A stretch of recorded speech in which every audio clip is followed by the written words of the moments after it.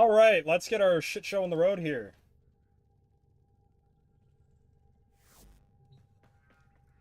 We have our weeklies to do this week, even though it feels like we just did them, because we kind of did.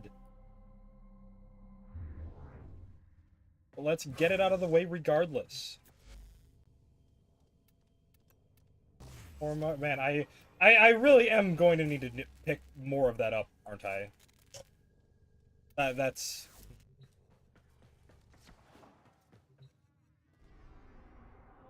Let's go. Vamos.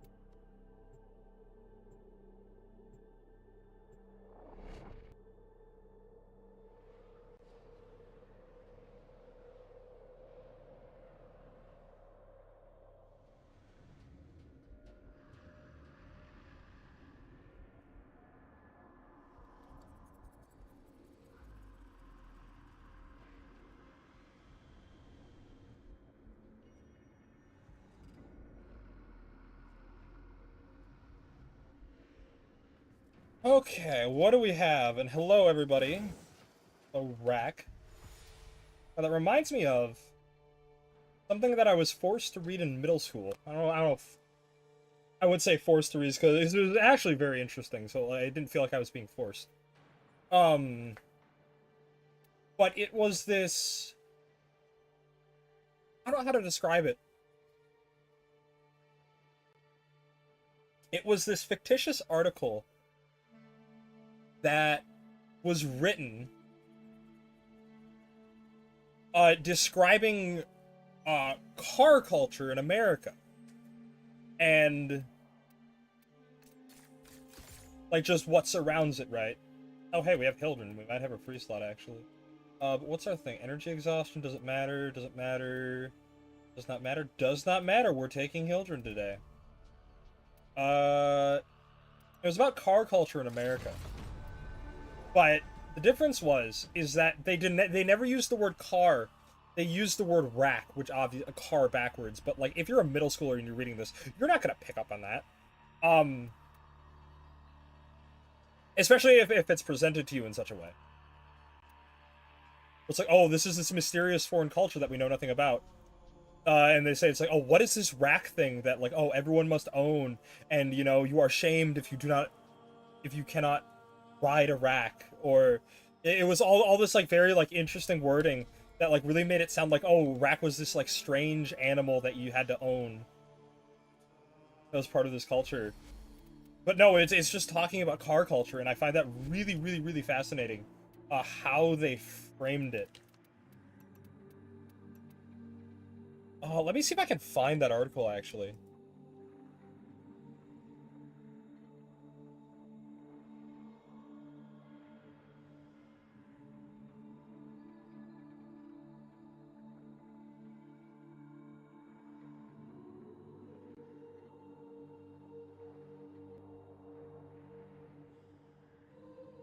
I need to figure out...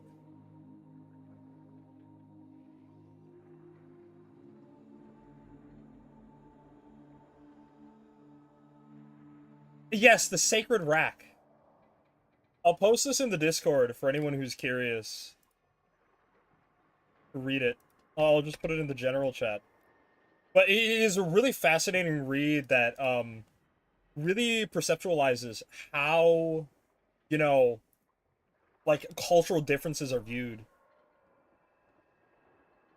Like, how weird our culture could be considered to somebody from the outside who does not understand it. In the same way we do to, like, you know, other cultures, right? It is a lesson in, you know, worldview.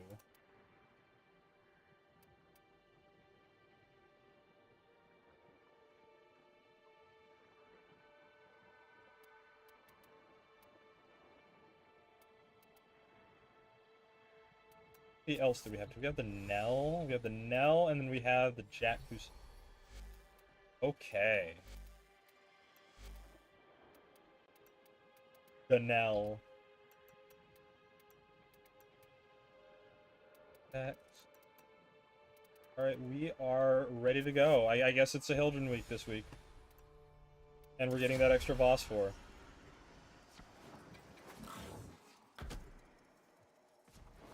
The thing is, it's like, even though we have a free space, we don't really need it, honestly. What the fuck? What? That, honestly, this is kind of a fucking banger Nova fashion. Yo, this kind of fucks. I'm not gonna lie, Chief. This is pretty banger. It's a shame that it's Nova fashion, you know? Actually, I do want to go check something before we embark.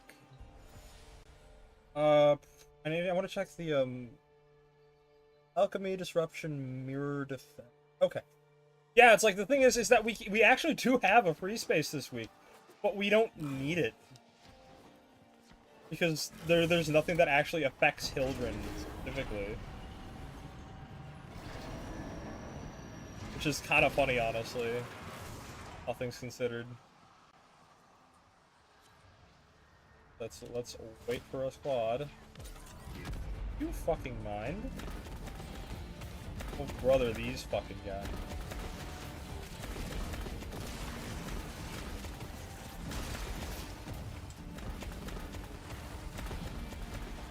Yeah, that always is something I always think back to, is it's like, everyone's like, oh, they make us read, yo, Boreal shitty books at school. And like, I think it's really easy at the time to just be a kid. It's like, oh, this is homework, this is boring, blah, blah, blah, blah, blah. And sometimes it's right. Sometimes those books are shitty and old, and why are they still taught? When The Great Gatsby, that book fucking sucked. Absolute dog shit. Old Sport was the most forced thing I've ever seen in my life. But sometimes it is genuinely really, really good. And, like, memorable. Because we see, even to this day, memes with, of mice and men actually do persist still. Tell me about the rabbits, George.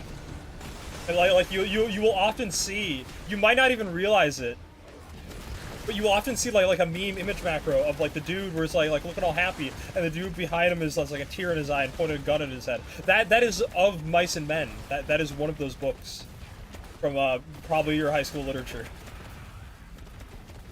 And it also like not only that, of Mice and Men itself actually is a fantastic book about the way that you know, mental disabilities are viewed in the world.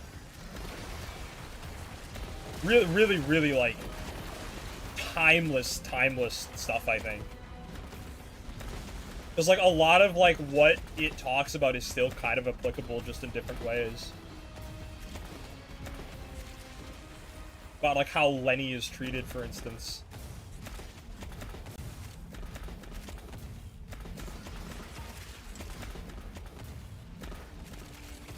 But again, like I said, some of those books fucking suck.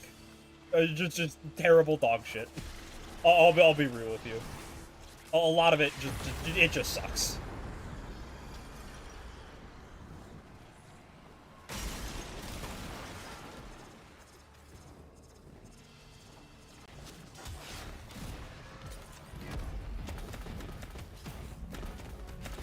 There are a couple good ones as well. Some of the shorter stories were often the better ones. From what I remember, very specifically, there are two that we read very back to back. It was The Most Dangerous Game and Sound of Thunder. I'm sure some people have heard of the Sound of Thunder. That is the time travel one where the butterfly effect, the term butterfly effect, comes from that short story. So that's like a pretty essential read, I think. Also just fascinating in general. And then The Most Dangerous Game, that is just a phenomenal, like... I don't know if there's, like, a lesson to it, but just, like, phenomenal, like, horror story, I guess. Because of the way that it's built and framed. It is really fantastic.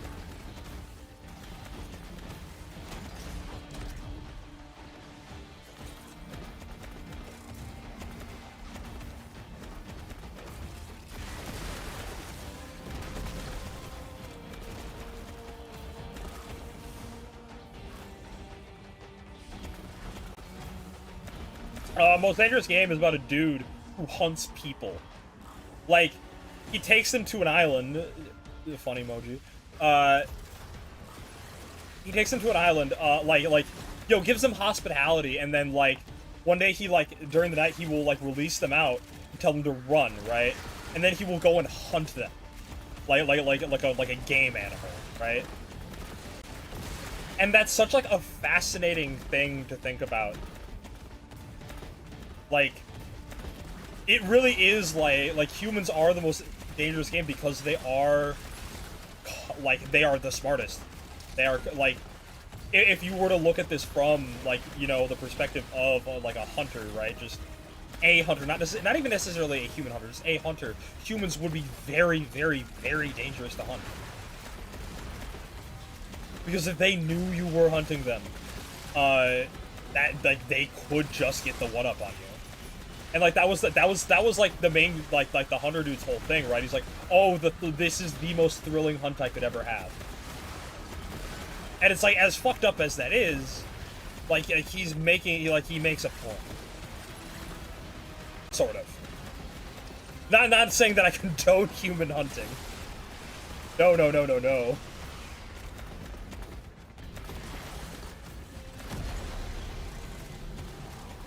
But he is correct in his analysis that, like, humans would be the most dangerous game animal to hunt. If they were game animals. Yeah, I don't know what got me on, like, in English literature tangent today.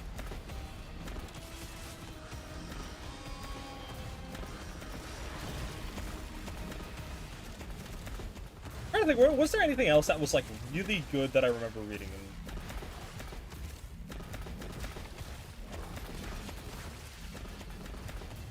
Mockingbird was, like, okay. From what I remember. I think that, like, it was kind of boring at times. It had some interesting parts. Very, very good time capsule piece as well is the other thing that I think I really, I think was at least interesting about it. Because it was very of its time, you know, for language reasons. That was always, like, the book, because it said the word.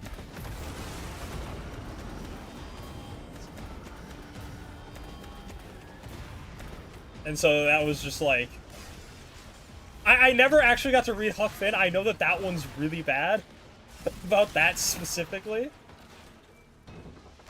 Again, from what I know, I don't know if that's, like, to what extent, but I know that they drop it, like, multiple times. Very casually.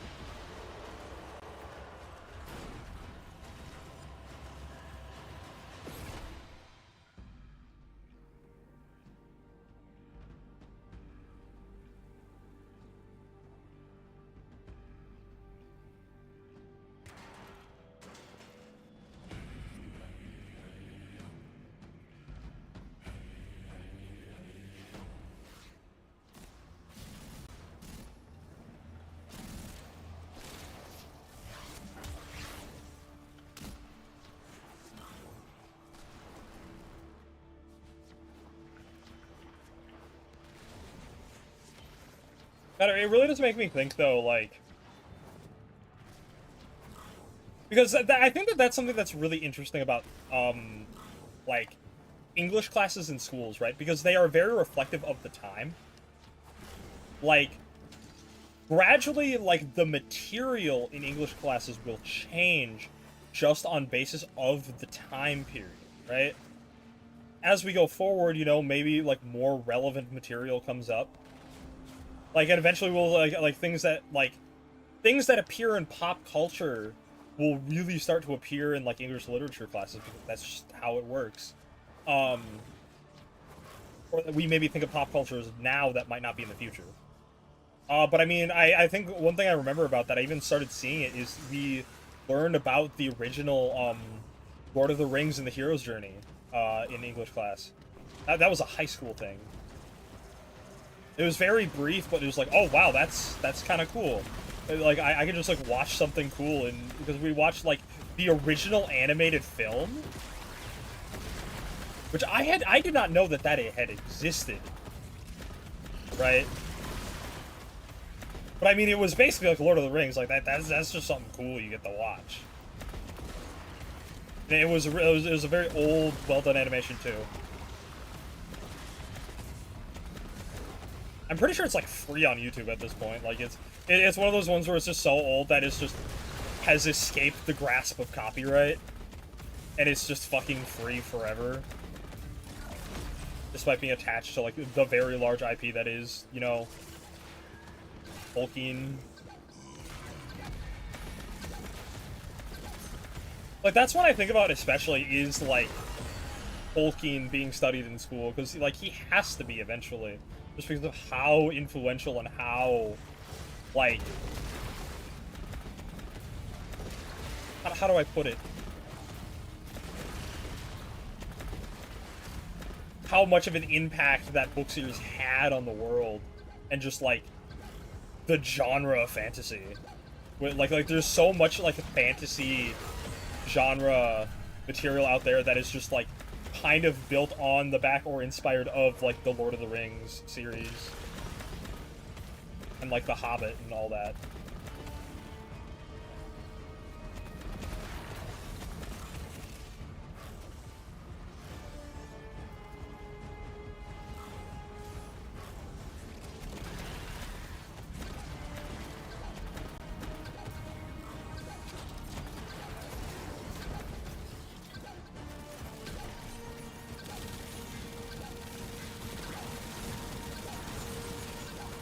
This guy out of here. What a pleasant Sunday out. It is 80 degrees here, which is like kind of disgusting for what, mid-April? Usually we don't see this weather for like another like 2 months maybe.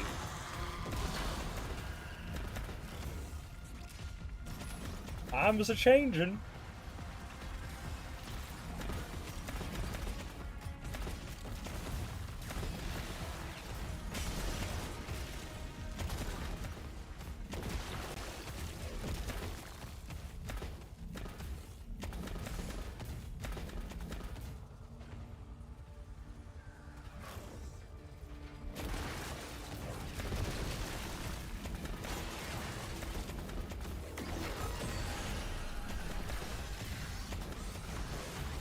Do we even know what the next update is after, like... Because, like, we've had, you know... We just had, like a pretty decent-sized update with Shadowgrapper, and it was, like... We really don't know anything past that, as far as I'm aware. I know we have, like... We usually get, like a pretty decent summer update. And then it's, like... We get, like, 2 small little things in the fall, and then we get our big update in December, typically. That's how it's been as of late.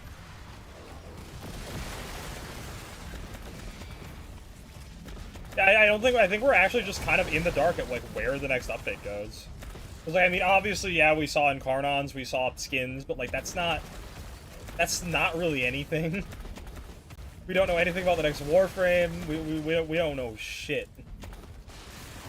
We are blind out here.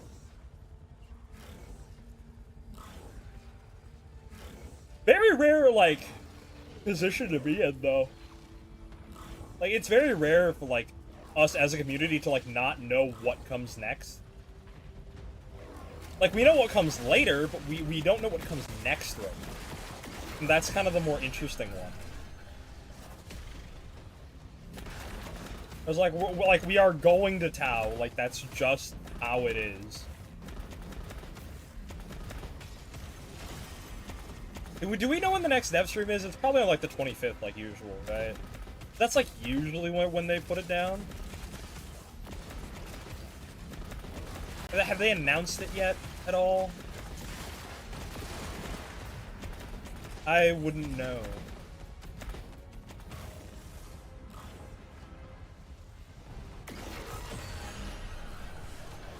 This EDA is going quite fast, though. I think we have a very competent squad.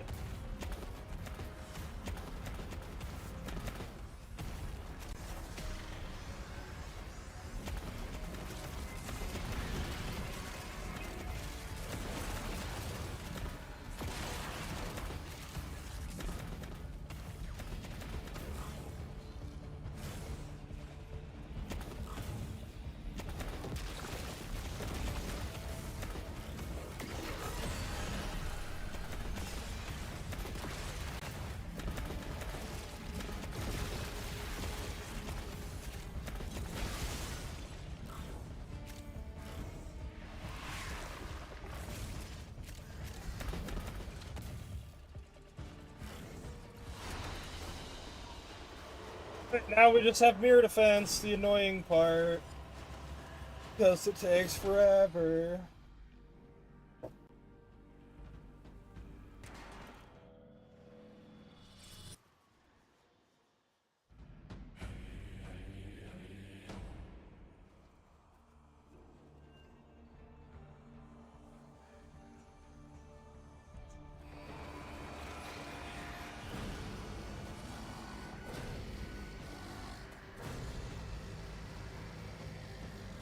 Then the Oracle. The Auricle.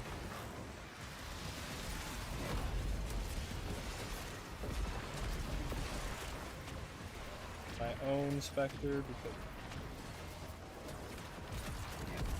So Veruna Prime, what we thinking? What about it? I mean, it's not that I have Veruna Prime yet, so I have no opinion.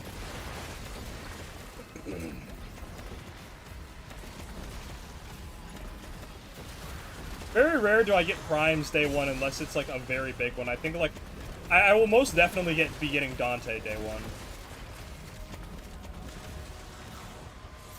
Like Dante day one, I guess. I don't know if there's anyone else I really want like care about being Prime.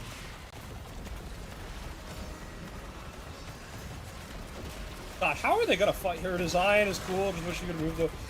I am 100% in agreement with you, actually. I fully, wholeheartedly agree.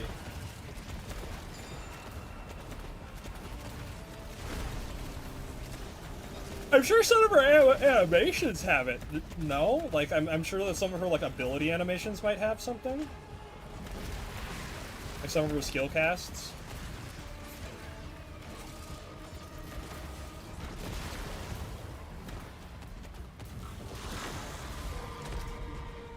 Yeah, I was just talking about, we really are kind of in the dark as far as content goes, which is a very rare position to be in as the Warframe community.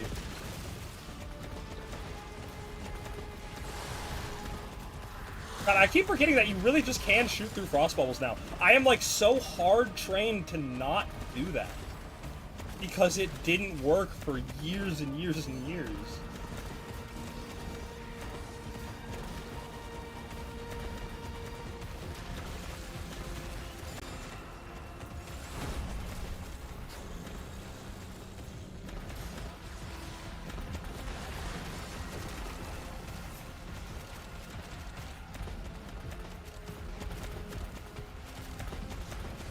Not even news about news about the next dev stream. Like, we just don't know what the next update is at all.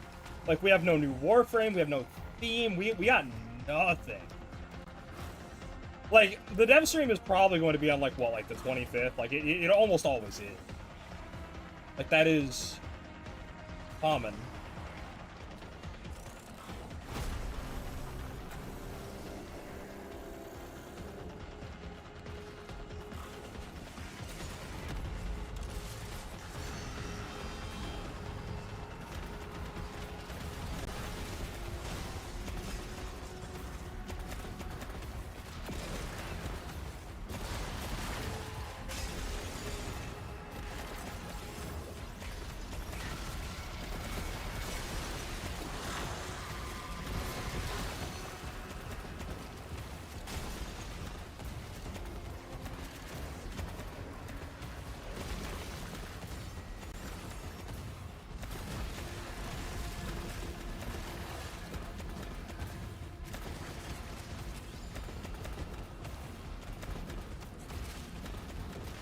Like, we know what is, like, coming at, like, again, we have an inkling of the idea for, like, the big end of the year update. Like, that much is pretty cut and dry. But beyond that, we're pretty in the dark as far as, like, where things are headed right now. Because, like, they still got a bunch of interim updates to fill. Like, we know about...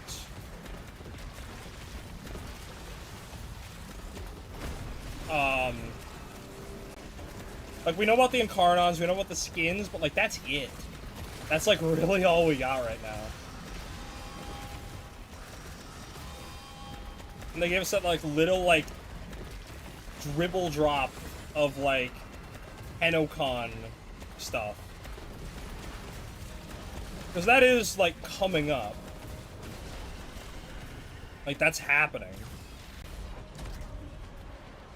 Like, I know that, like, tickets for Tenocon sold out, like, fucking frame one. Which is crazy. It shows, like, how Tenocon is just getting bigger and bigger every year. Which is honestly incredible.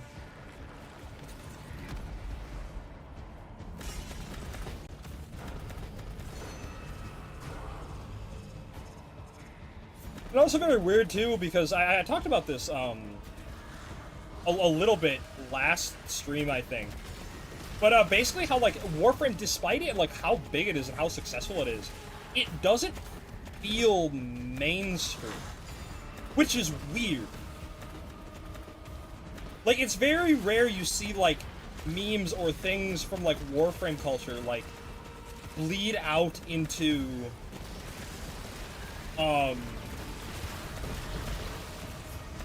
like, regular, average Joe, you know, timeline feeds, you know what I mean? Like, we just kind of on our own out here, so to speak.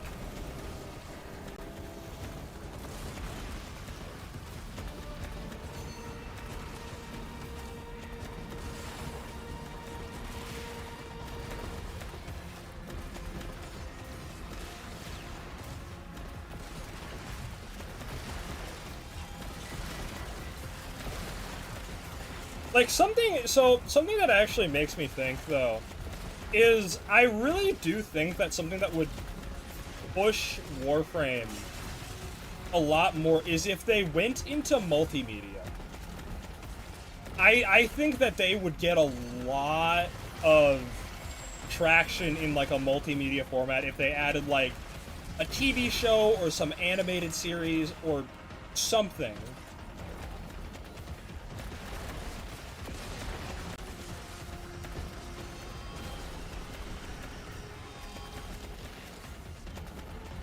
Like, I could really see something like that going far. For one, it would be one of the first times they would be forced to, like, put the lore down on paper, so to speak. Yeah, books, yeah, exactly, like books. But, like, again, it would be some of the first time that they were forced to, like, make a concrete, cohesive story in the world. Outside of, like, the sparing few comics that we have.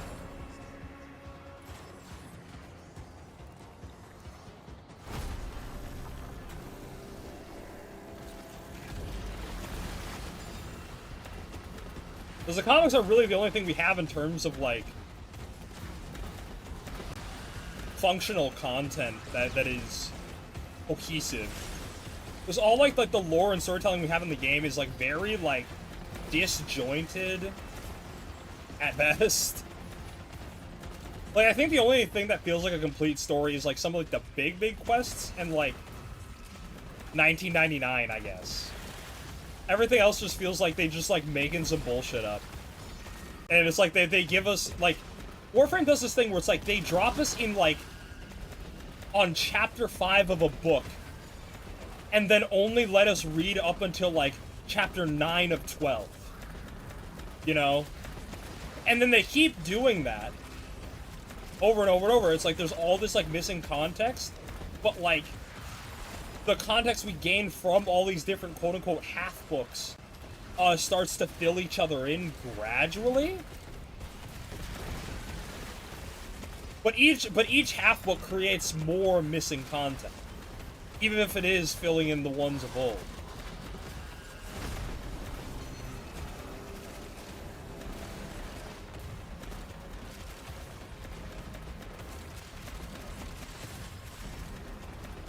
Like, it took us years to get from, like, the sacrifice to the new war, as far as I remember. Like, I'm pretty sure there was, like, a big gap between those quests. If memory serves.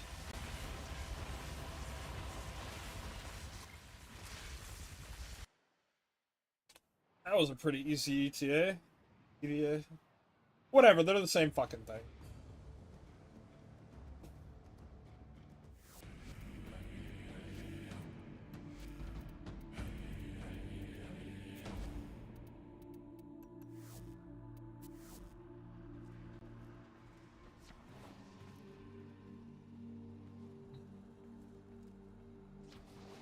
Alright, Jade. What's a good happening?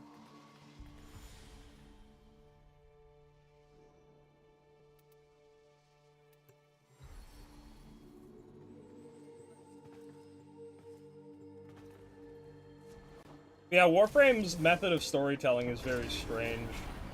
And, like, I wish they would just, like, give us things with, like, concrete beginnings and endings. And, like, really actually just start to, like, say what they mean.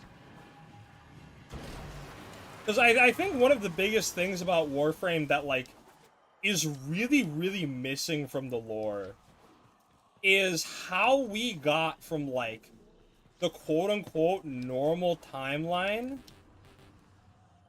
to, like,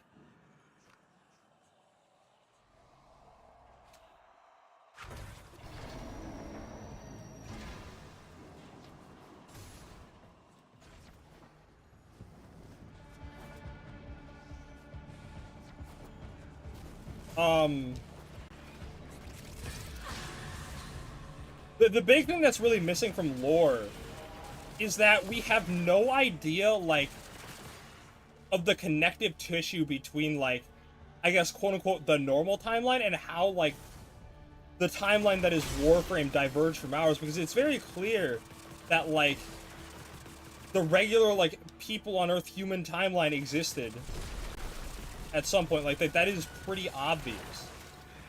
Like, again, especially considering 1999, like, the human world existed, like the humanity as we know it existed. And yet we don't know, like, exactly, like, what the catalyst, like, how did the Oricon come to be? Like, how did humanity, you know, get to the stars? You know, when was the fucking void discovered? There's so much that we just, like, don't know. And it's kind of a shame, really.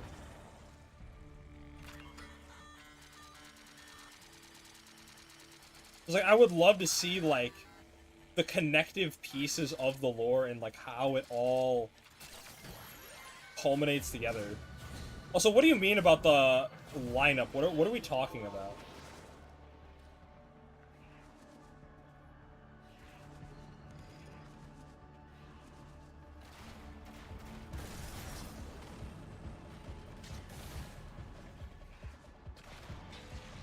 Or are you talking about the oh, the deluxe skins? Yeah. Okay, yeah.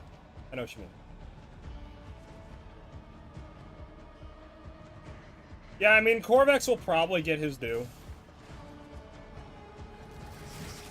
But yeah, it had to be Dante, because Dante is one of the most requested skins literally ever.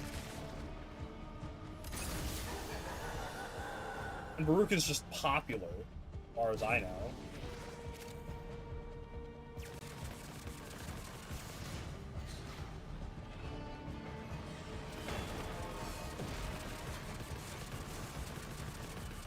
I mean, yeah, Jade will get her due time. I think that will happen eventually. Because they did an interview and Megan was talking about it. and how like we want like skins for Jade and stuff. But like that's probably like on the pipeline at some point soon here. Like I could see it within the year. Like I am, in fact, I'm pretty convinced that this will happen within the year.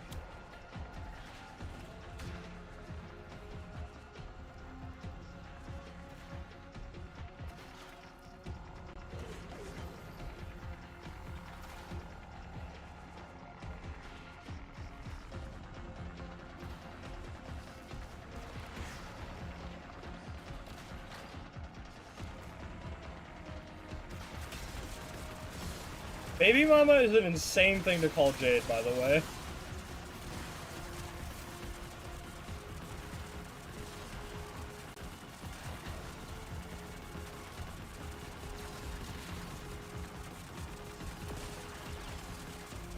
I love standing and firing at the doorway simulator.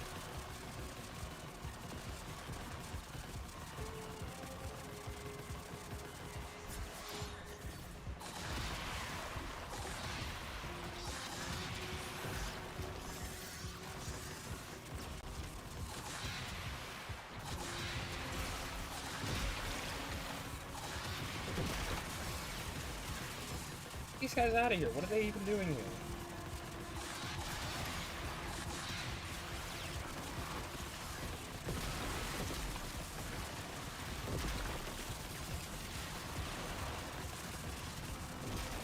Who else doesn't have a deluxe skin yet?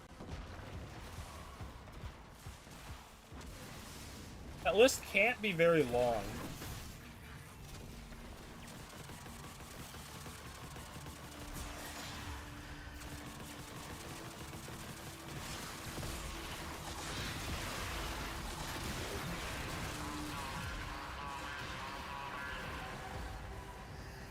I have a thought that maybe the baby will be the next free Warframe like Umbra, where it goes up and he's going to be hella broken. Maybe. Who knows? It'll be interesting to see what they do with that plot point, because, like, it is very clearly they are holding that for something. That's like a... That baby is Chekhov's gun incarnate.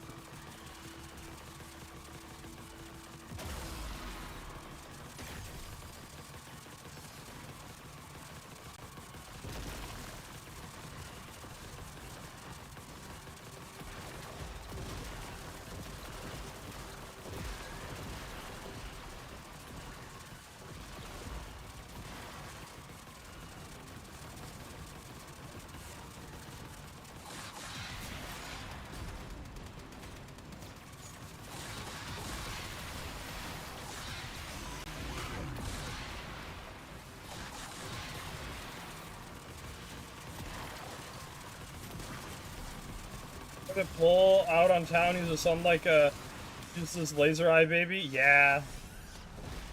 Speaking of that, the new season of that is out, isn't it? I've been watching it.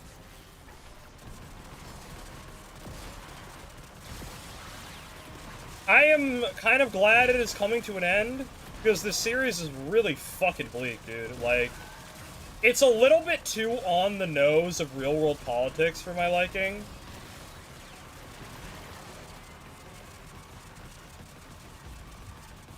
It's like, yeah, thanks, I want to sit down and watch some fun TV, not be reminded of the horrors of reality.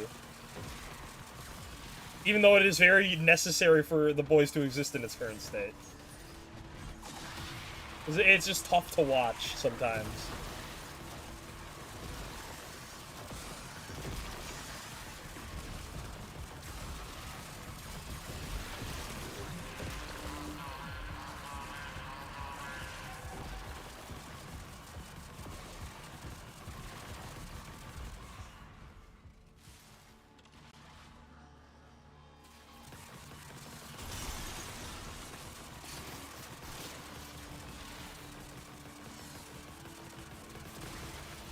Well, they got a bit too obvious for a reason. It's because the people they were making fun of didn't get that they were being made fun of, so they had to drive it up to like 11.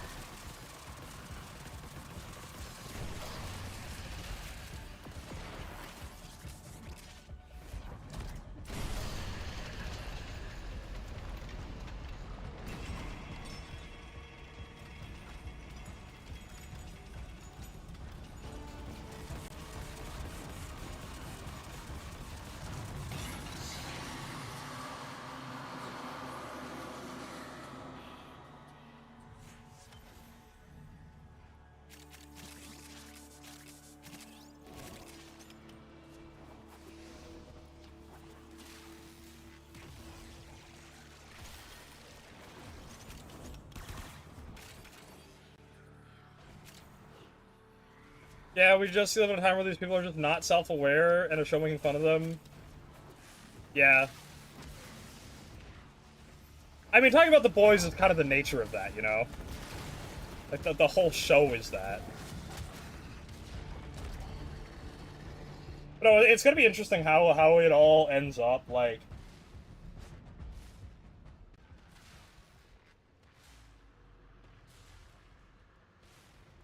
Because, like...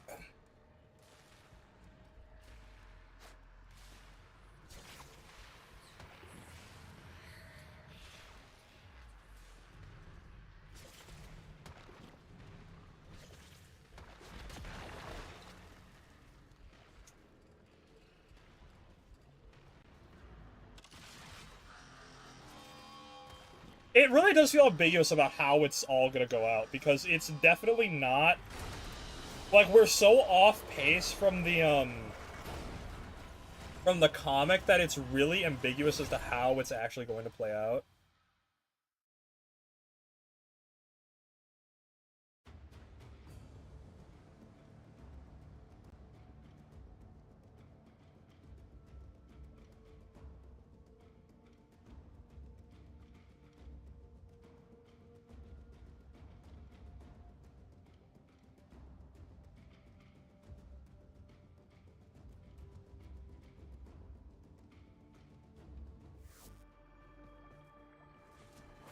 Maybe she gets turned into a country crustacean instead.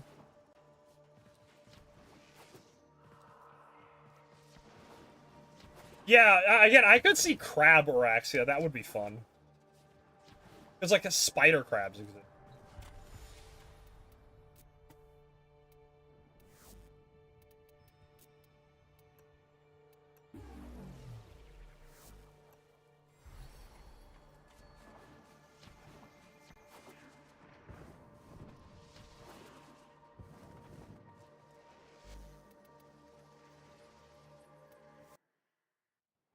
I don't know. I've always thought it was weird. Like, it was always like a little bit weird to me that like games as of late have been like catering to specific phobias, like especially at the compromise of art direction.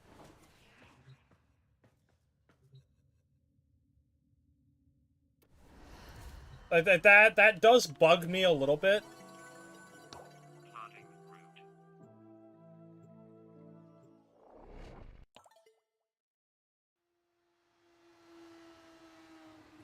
Like I'm all for accessibility, like in like a lot of its forms, but I feel like catering to phobias is kind of where I draw a line. I know this might be controversial to say on recorded TV, so to speak, but it's kind of one of those things where it's like, okay, at that point, you're just kind of wrapping things in bubble wrap, I feel.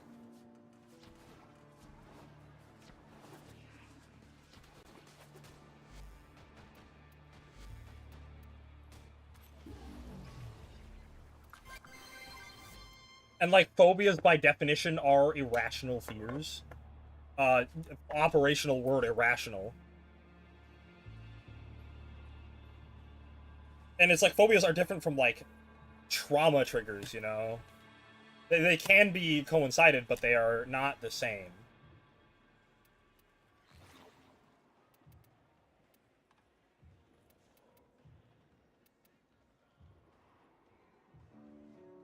And, like, especially in horror games, too. That one perplexes me. Like, arachnophobia mode in horror games, like, isn't the whole point to be creepy and uncomfortable?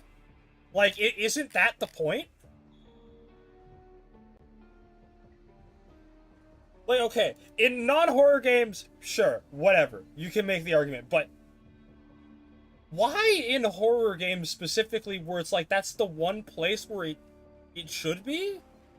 Limited abilities, the permanent injury. I think we can take Dante.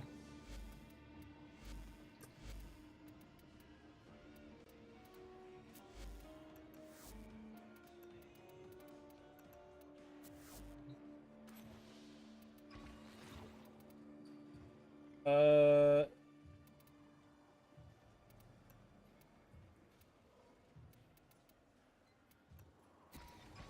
It's so base for loving Hero has spider in it and not sugarcoating it? Yeah.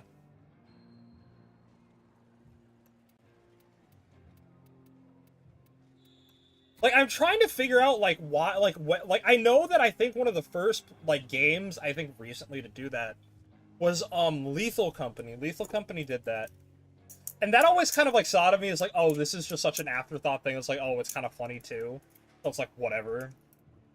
I don't even know if that was meant to be taken seriously, but, like, it just does perplex me, right?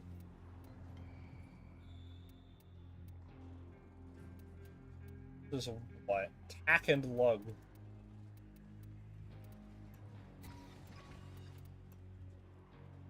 Uh, Pop.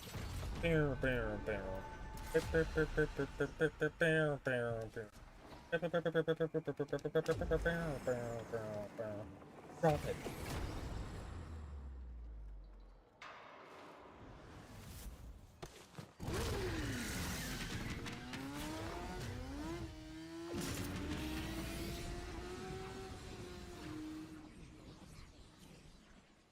Is his name Magic Bro? Magic Bro?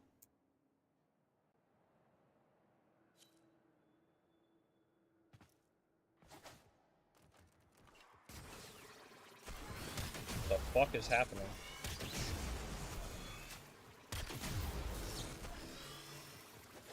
Um. Um. What the fuck?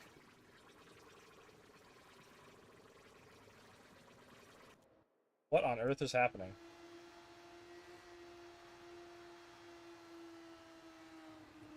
Powerful squad. Okay, that was fucking weird. Alright then, sure.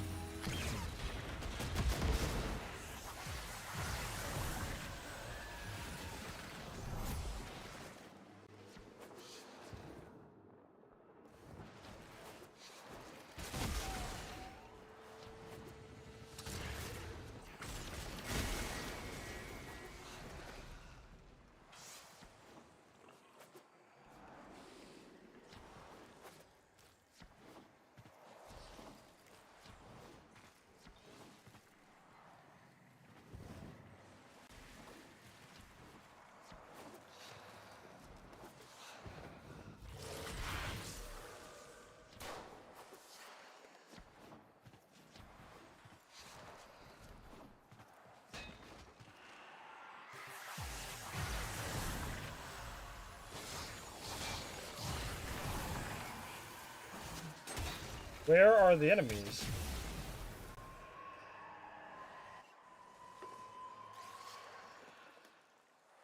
Can I get a, enemies, boss? Hey, boss, can I get the, enemies, please? This boss? Hey, boss? Can I get the, enemies, please? Hey, boss. Hey, yo, that's a sick, Equinox over there. That is Equinox, right? I'm 90% sure?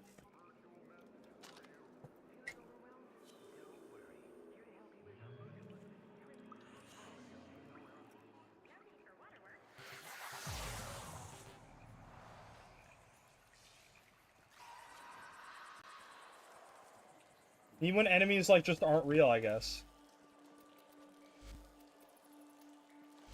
Yo, it's just, as much as I really want to do a 71 enemy exterminate, I think that'd be really funny. I don't think that's going to happen.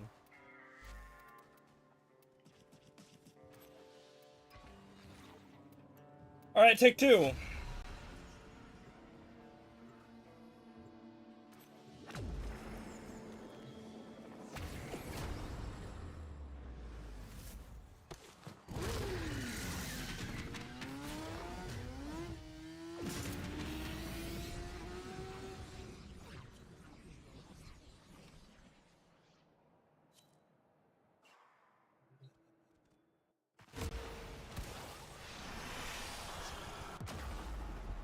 Oh, great. I love spawning in and immediately getting down.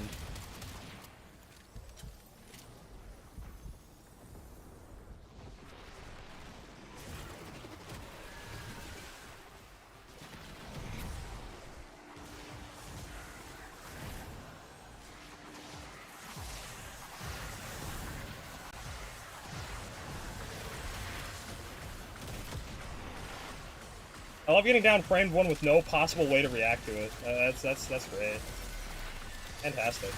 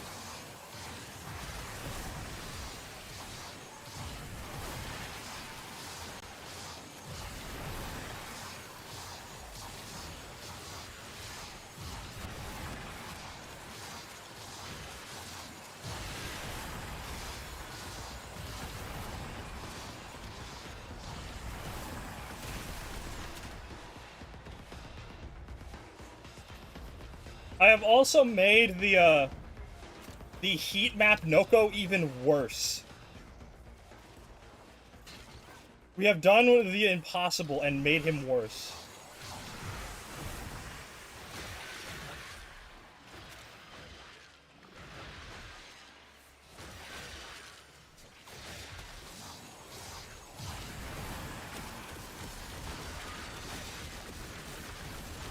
I always forget when Varuna came out.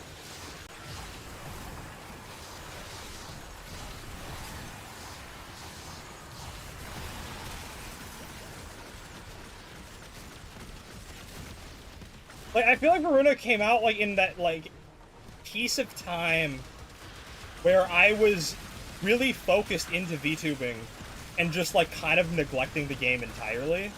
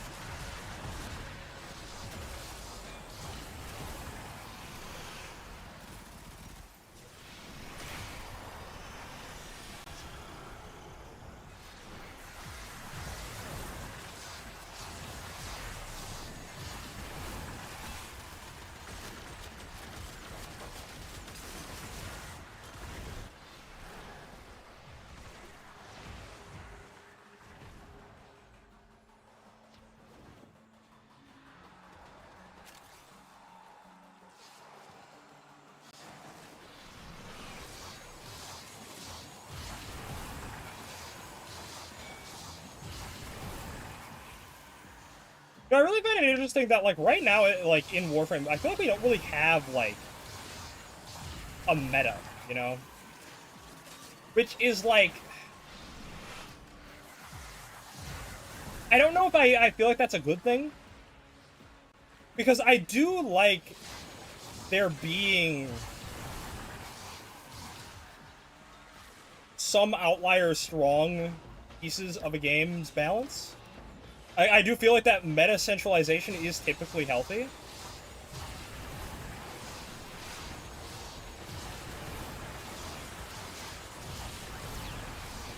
And I feel like it really shows in Warframe why it isn't, because, like, whenever we talk about balance, it's like, oh, this is broken, blah, blah, blah, blah, like, relative to what? Like, what are we comparing this to, you know?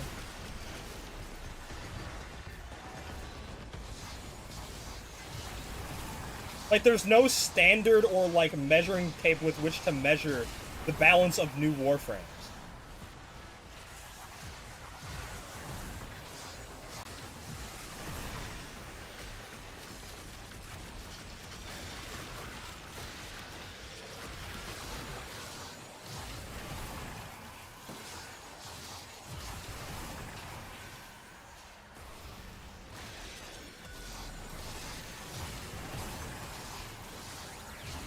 And something that I noticed in a lot of the comments in my videos is that, like, there's just no metric for a lot of this.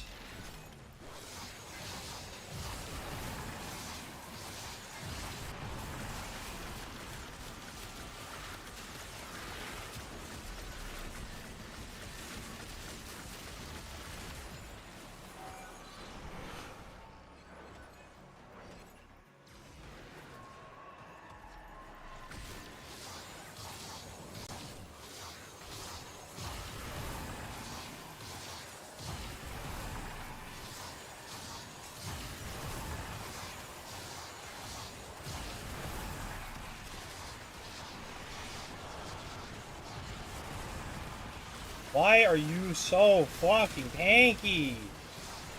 Holy shit, bro. These enemies are just unreasonably just beefy.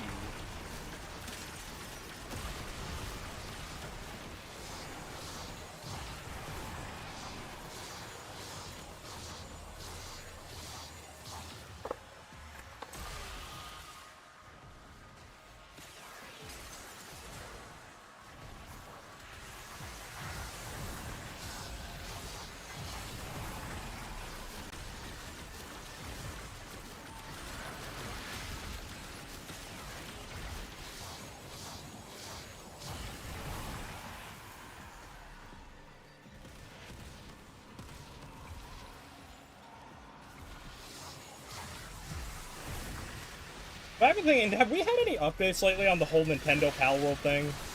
Or is that just still in, like, legal hell, as far as I'm aware? Because I really want to see how that ends. That's something I need to see happen.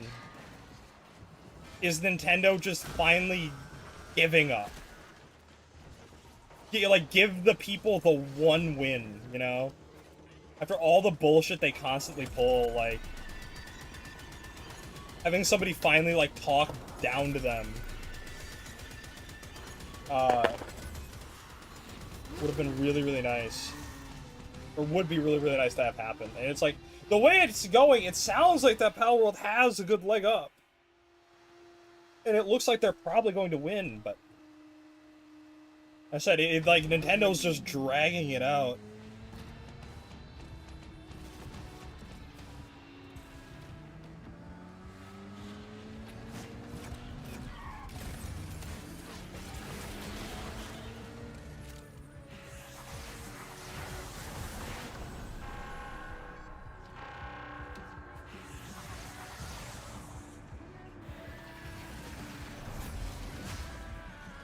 This, and then it's Legicide Harvest? Sure, whatever. Pretty straightforward this week. Add up so it stops bleeding.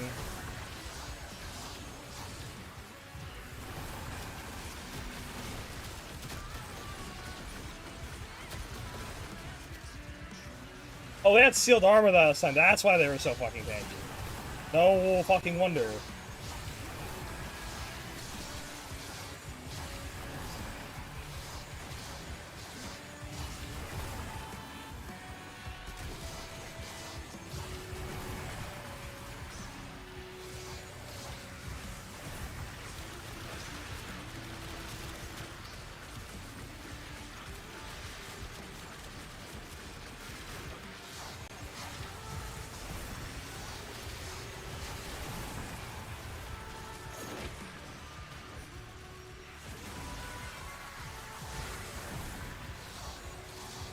I had like exactly 60,000 overguard there for a minute.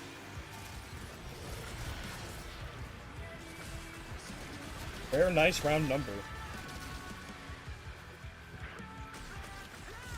That's something that's always bothered me just a little bit about Warframe is that, like, you often get a lot of, like, really awkward or, like, not nice numbers.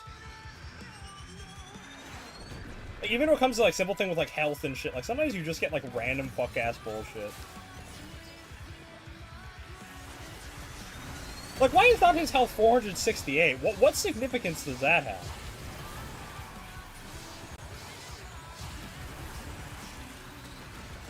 I don't think I have any health-affecting modifiers on him, so, like...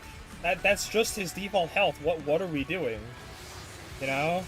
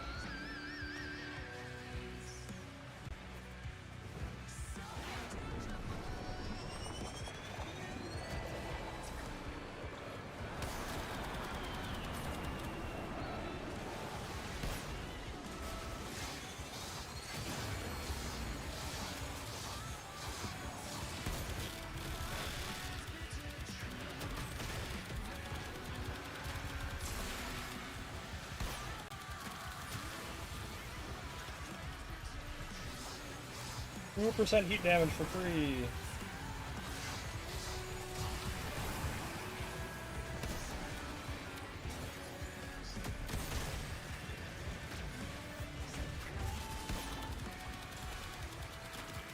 This guy in particular.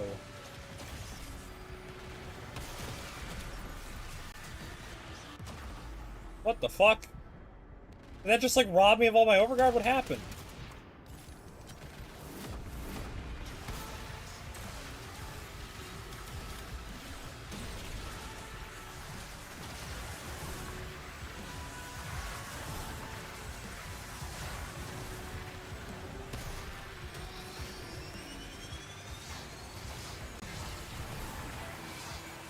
Why is my operator, like, going down so fucking fast? Holy shit. Is something, like, sapping my health? Like, what is happening?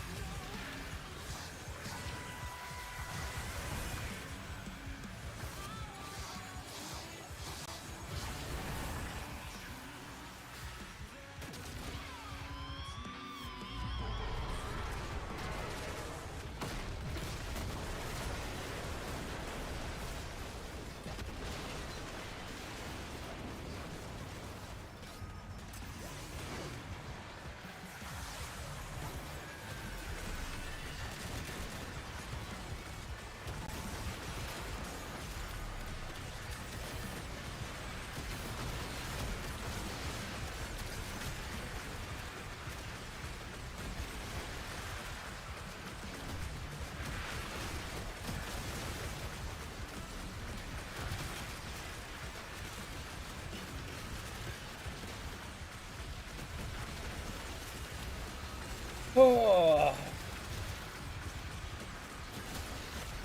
A Vamp Rock is quite annoying. Like, they just might die, and there's nothing we can do about it.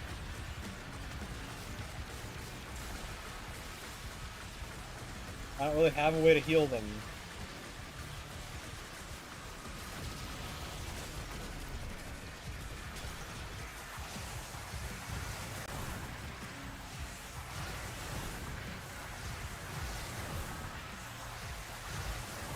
And I really don't want to have to do this whole ETA over again. That would suck.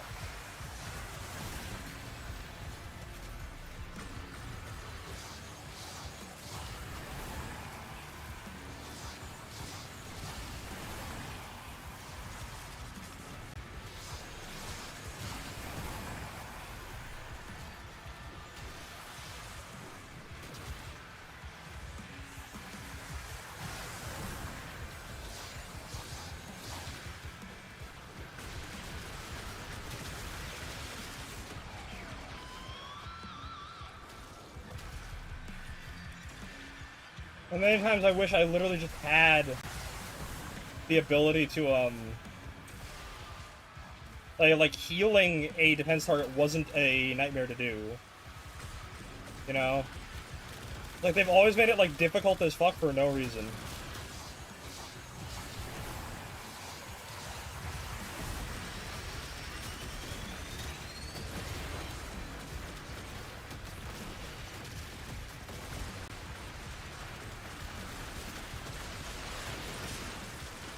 Thankfully the shield is holding, so that means they're not taking a lot of actual damage, which is nice.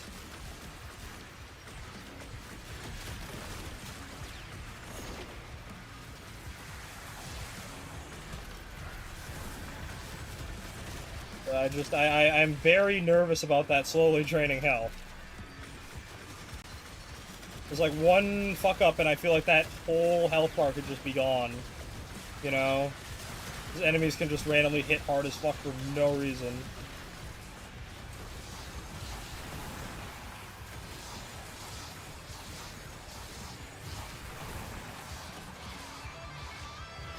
One more wave. We should be fine.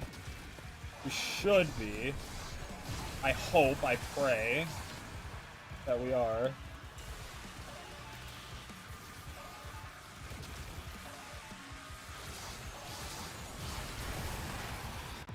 Oh, fuck's sake.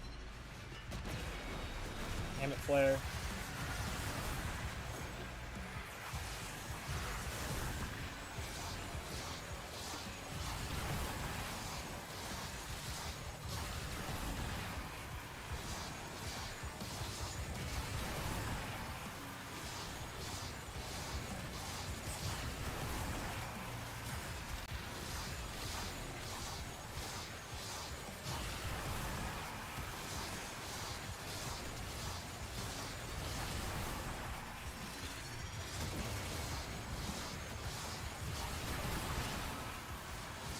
I guess I am the DPS carry, huh?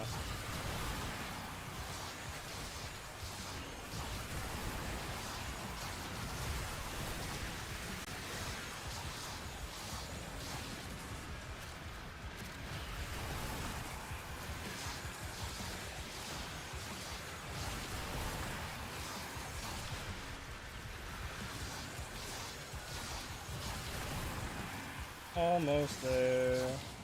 There we go. Easy money. Now we just gotta do, like I said, Harvest, which is just whatever.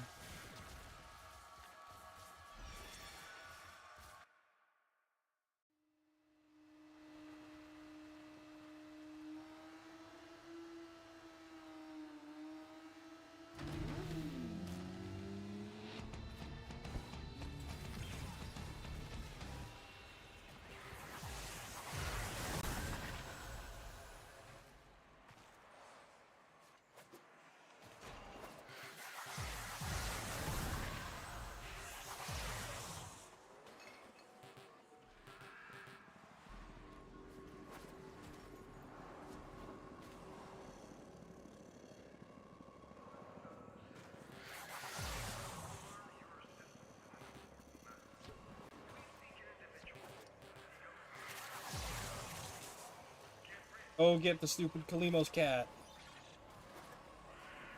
Please parkour properly. It's the stupid position.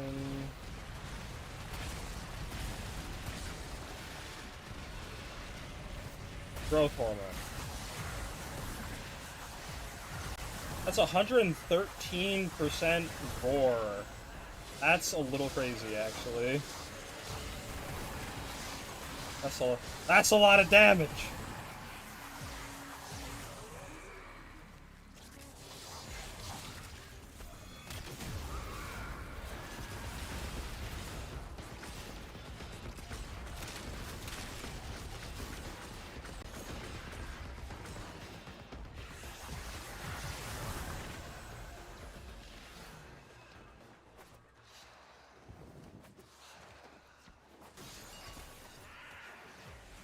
You know, something I really like, I'm pretty sure that this is how it works, is, I think one of the reasons why Nourish is so prominent is that, not only is it obviously, like, energy recovery, like, that's the main reason people use it, but there's kind of another half of it is the viral buff, which is a really nice aside, but the thing is the viral buff works in a really weird way, and I kind of wish more buffs in the game worked that way.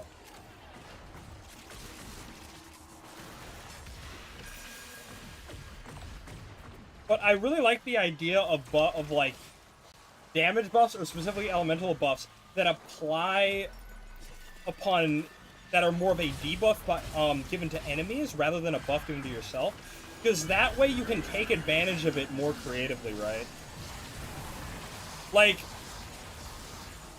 Dante, for instance, like imagine he could also apply heat to enemies because they were damaged by his 2. Like, that would be great. And honestly, I think that, like, him having heat instead of slash would genuinely improve his kit a lot. Like, a lot.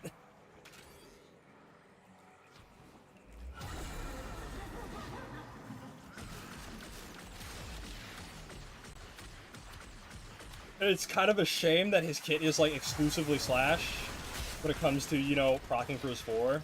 Like, yeah, you have the book and stuff, but, like, you're not doing that to, like, set up his 4, you know? Because you have to press 2 anyway to set up 4, so it's, like, make 2 a little bit better.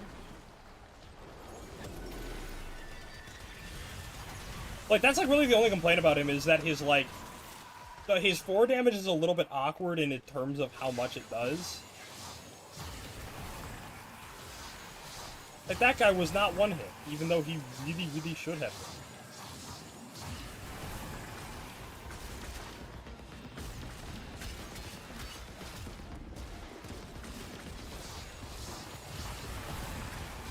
What the fuck is this thing? Yeah, what is this, actually?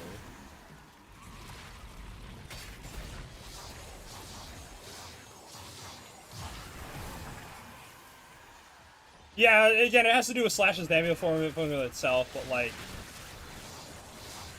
I feel like if you made Slash stronger, it's one of those things where I think Slash is in a really good place right now. I feel like if you buff it or nerf it, it would, like, either make it broken or make it unusable, and it's just, it's in a very perfectly balanced spot.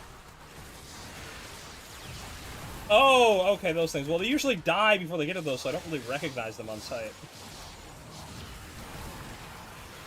Usually when they do get to them, they're like weird, like little tentacle things.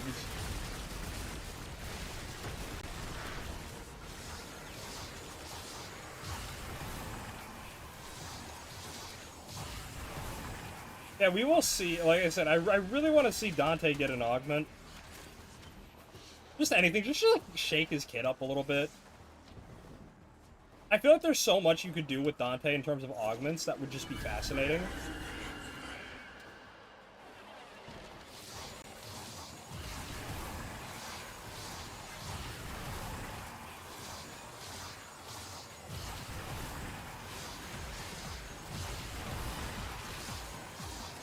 Like, there could be an augment to his 2 that changes what his 4 does.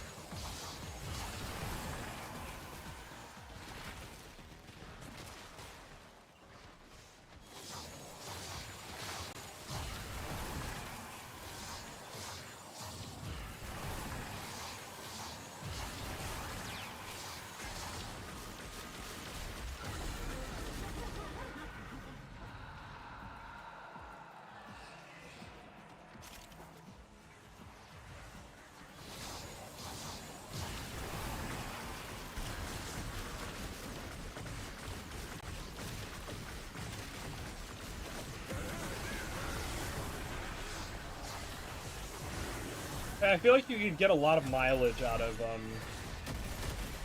messing with how his 2 and 4 interact.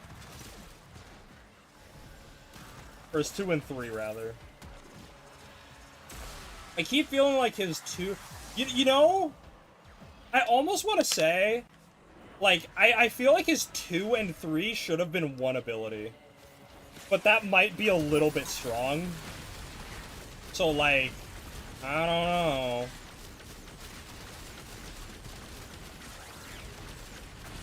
But it just feels a little bit more correct. Like, have it be a tap, hold, or a toggle.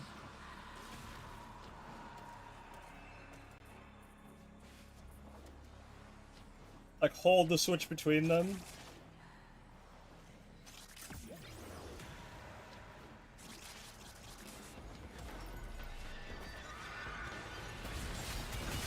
And that way you could actually give him another ability. Like, I can see why, just because of the way that you hop between using your 2 and 3 so much, like, I can see why those are not, those are separate abilities, because it's just so much easier to mess with than having to do, like, a toggle menu or do a tap hold bullshit.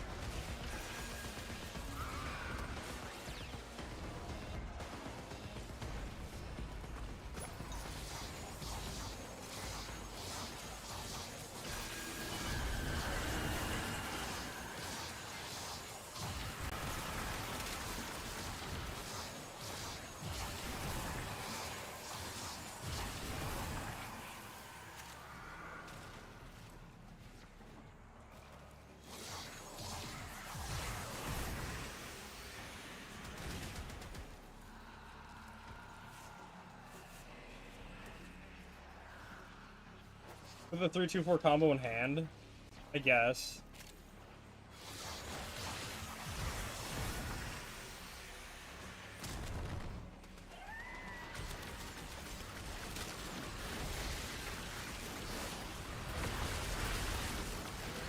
Or shit, you know what they need? Give me an augment that that refreshes the owl's duration on kill. That would actually be so great. So that I don't have to recast it. Have it just be another list on, like, thing on, like, the list of, like, long things that he just casts a million of.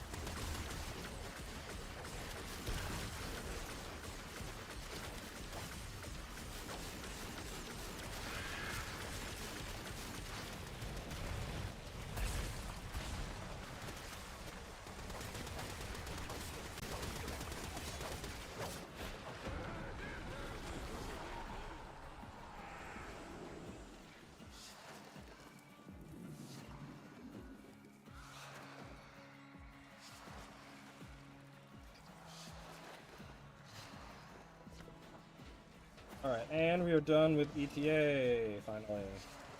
Very nice, very quick. Pretty painless, too, except for the start of that there. Honestly, this has been one of the easier ETAs in a while. I'll be real.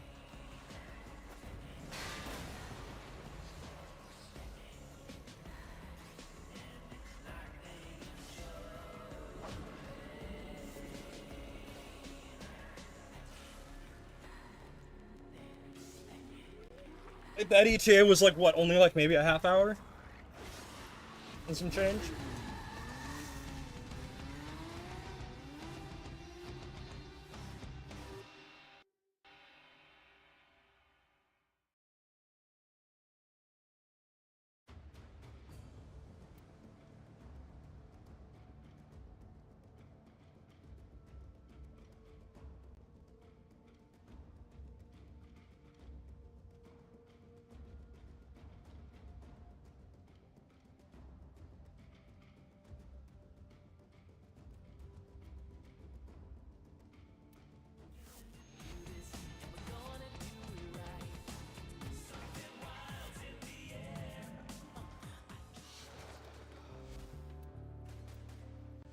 We have a Nightwave.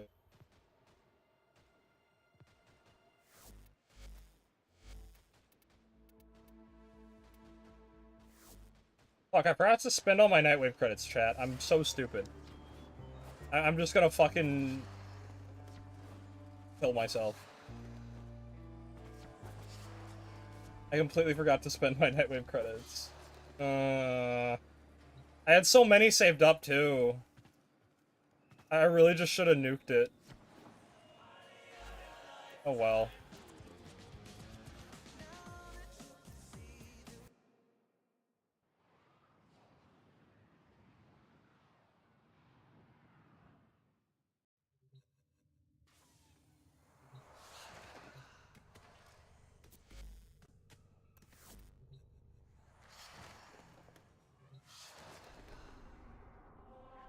Okay.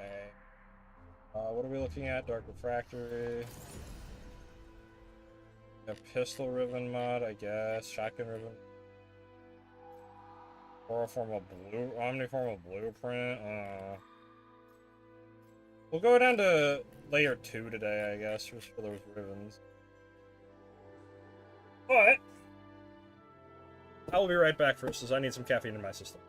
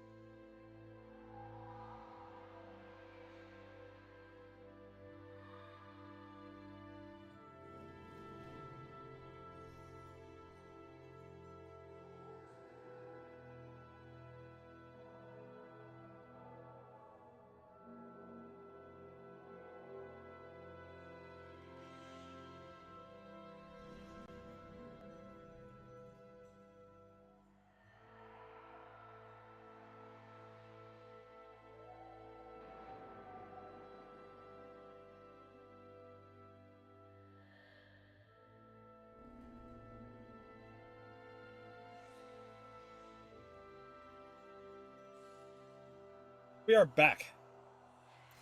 Let's get this shit show on the road here.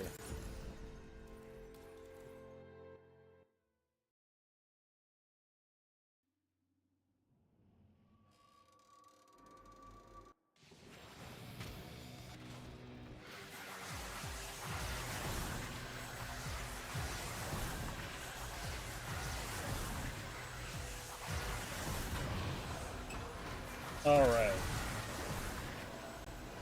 Sendia, we're going down to layer 2.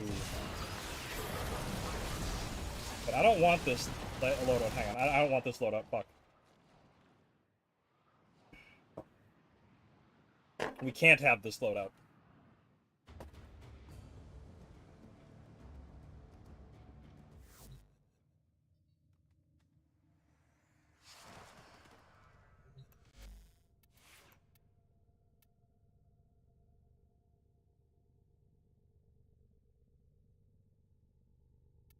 Let's see, who do we want to bring, actually?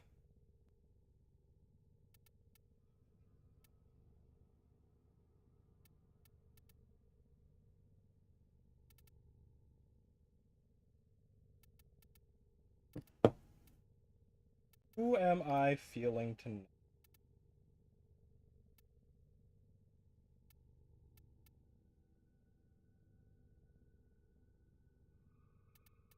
Oh, some good old Atlas. How about that?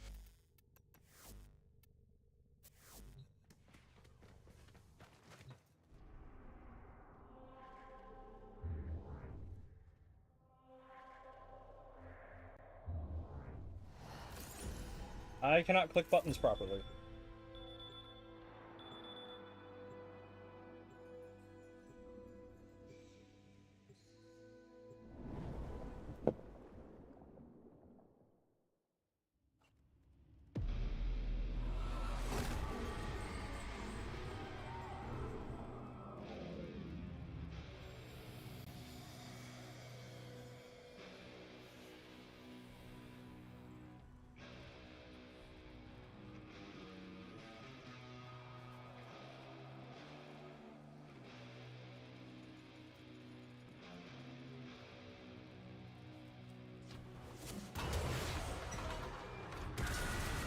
Where is everybody?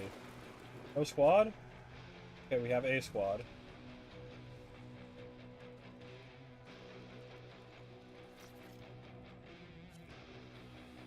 I do like that the kickback sigil goes over your weapons as well. That is a really nice touch I am a fan of. Like, it goes over your entire Warframe's figure, you know?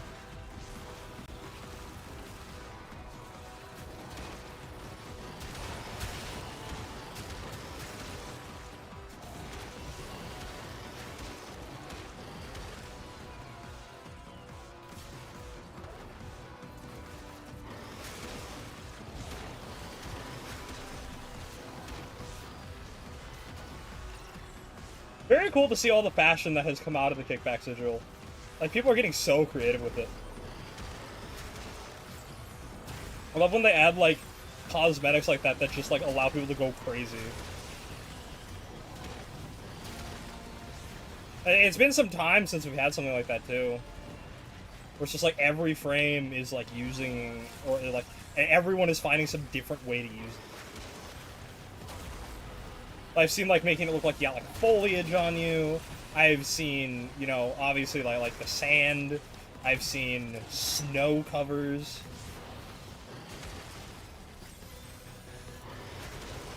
Just by playing with the, you know, the variance of, vibrance, you get so much different shit you can get out of it.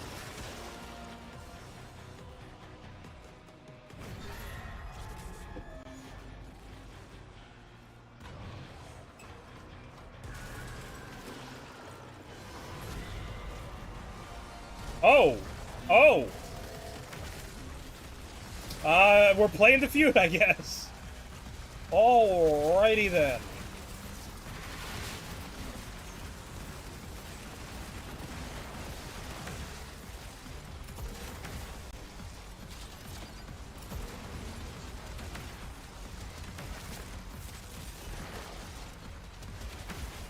This is the Void Rig 4 button pressing simulator. This is the fuck these guys in particular.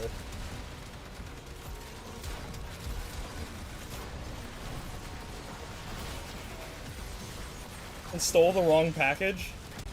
I see.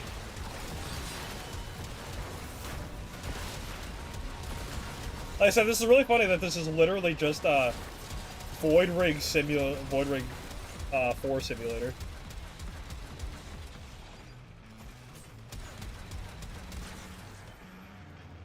Oh, there they go. Just fucking collapses. That's so funny. God, I wish we could put ephemeras on our necromechs. That would actually go crazy. Please. Let us go hog wild.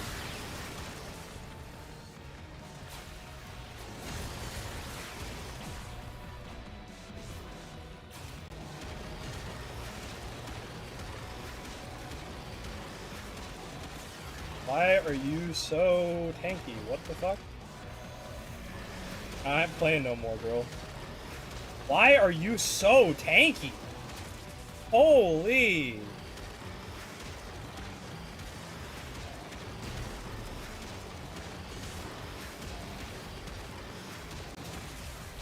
Why are they just like strong as fuck for no reason? Where is my damage? Hello?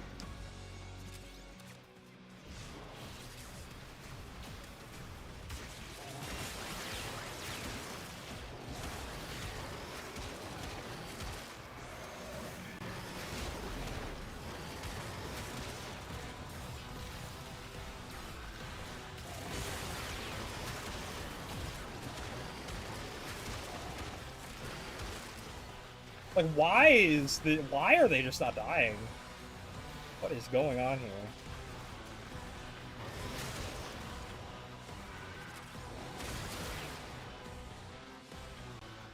And I'm dipping out at 7 to check the build. Because something is, like, wrong, chat. Something is, like, grievously wrong. And I don't know what it is. Something's fucked up.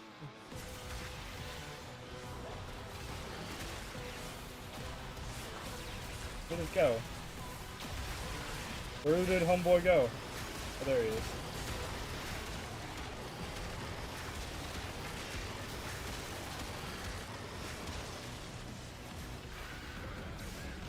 Look at all that damage.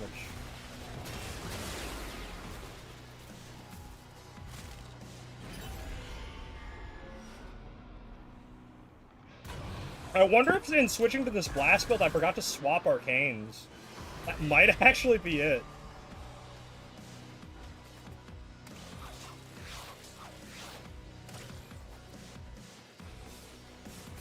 Because this isn't the influence build. This is the what's the other arcane? What's the knockdown arcane? Where you get like stacks of status when you knock enemies down. This is blast plus that. I wonder if I forgot to switch the arcane to that.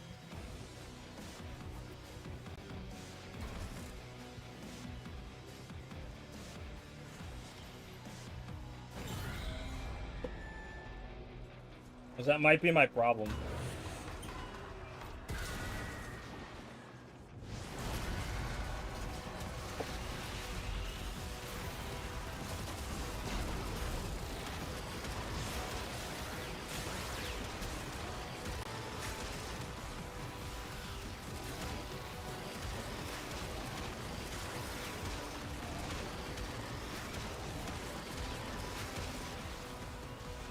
I feel like I'm missing a piece of this build here.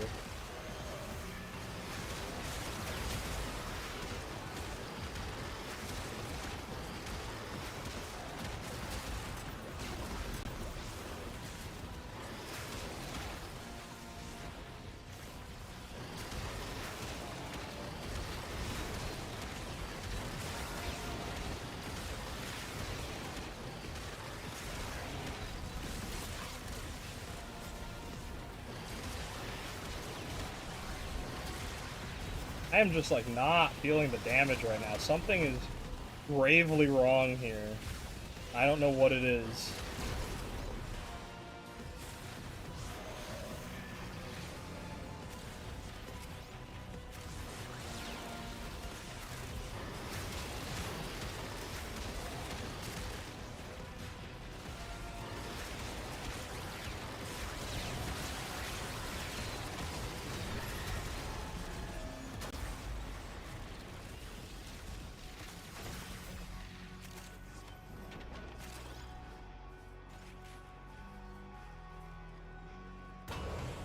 Yeah, I think it's because we don't have the arcane on.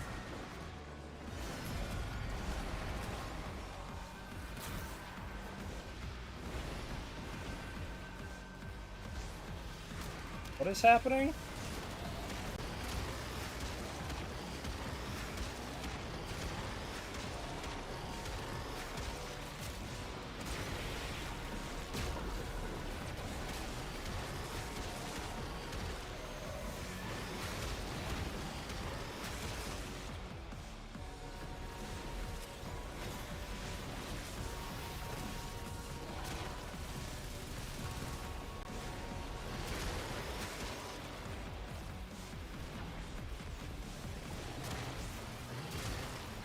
There, now I'm feeling some damage. It's weird.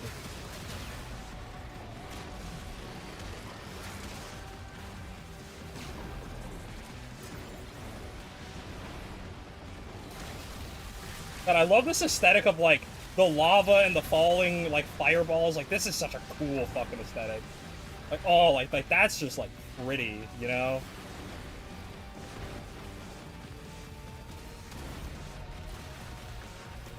Warframe actually lets itself have, like, a vibrant and interesting colors. Like, this is what you get, you know? Like, it really, like, leverages all that art direction.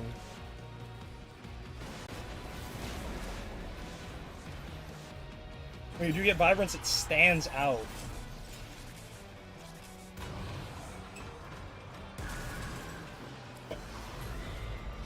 Nah, I'm out. Peace. I gotta check this book, because something is wrong.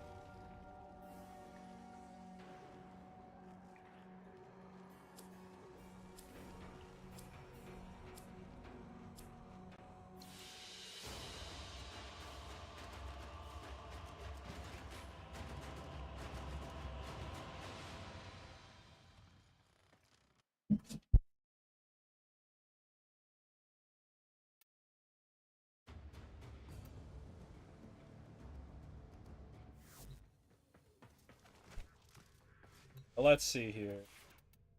Something is wrong. No, no, it isn't. No, no, it isn't. Well, that's, disturbing. Guess we are not running the blast build. Huh. Sad. Melee influence forever then, I guess.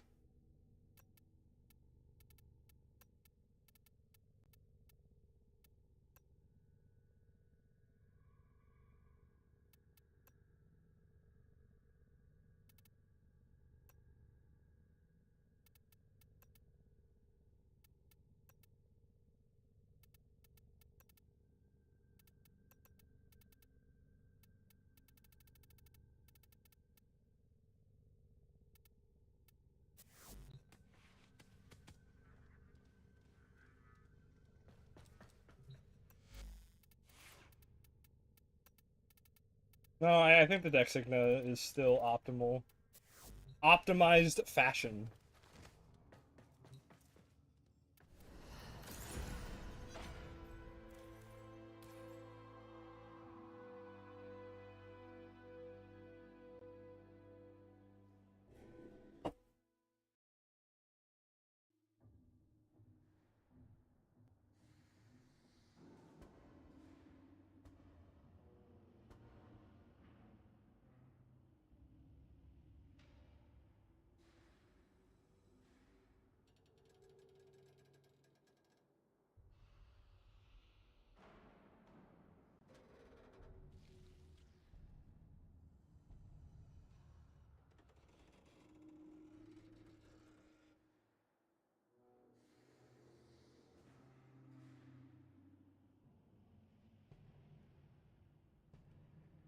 Um, game? Oh, okay, Jesus, that was...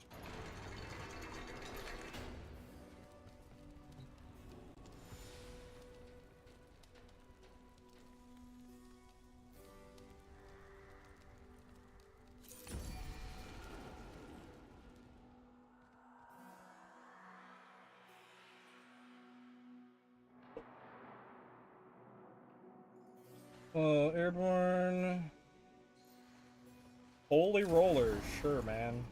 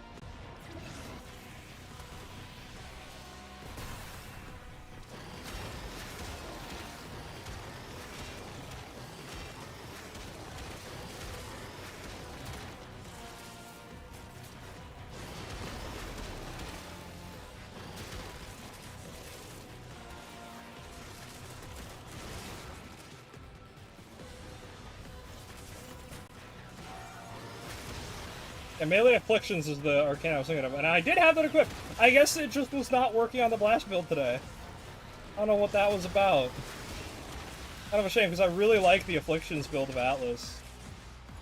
Will definitely be a good... Like, if anything ever happens to, Influence, it's definitely, like, looking at Afflictions as a fallback.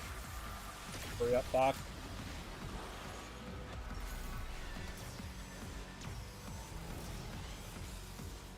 I just get overshields for free just by rolling. That's crazy.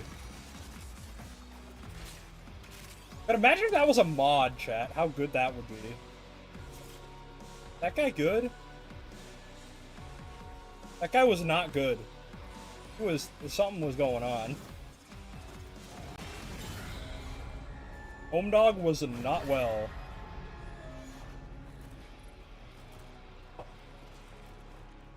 Oh, that's a bolt, huh? In crazy fashion. Very unrecognizable. Damn, he got that shit on, huh? That is certainly a Gara as well. No, I was never a fan of Gara's, like, glass stuff breaking off. I actually like keeping it on her. I'm much more of a fan of that. Yo, it's big!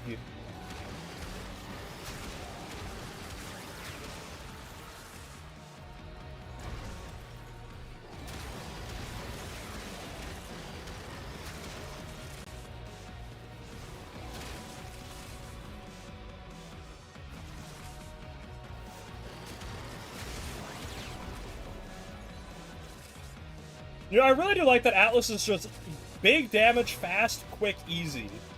Like, there's no setup, no jumping through hoops, he just punch stuff, do big damage, top DPS. Very good for, like, this, where it's like you don't necessarily have the enemy, because that's the thing with, like, a lot of Warframe kits, right, is, like, to get their full potential, they have to kind of, like, springboard off there being large groups of enemies. Atlas doesn't need that. He's one of the few that, like, really doesn't need that to, like, really get going. Like, it's him, other Exalteds really also benefit from this as well, but, like, him in particular just feels, especially just, like, very insular and just can, like, get going right away. Like, yeah, he technically has to build combo, but, like, not that much.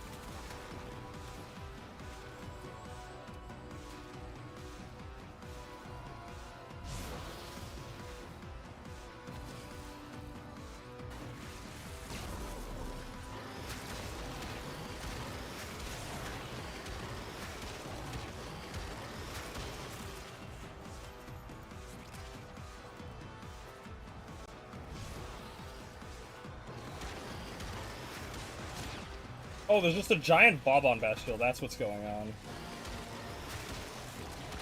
Only weak points are vulnerable. Yeah, I don't care. I do so much damage that that just doesn't matter.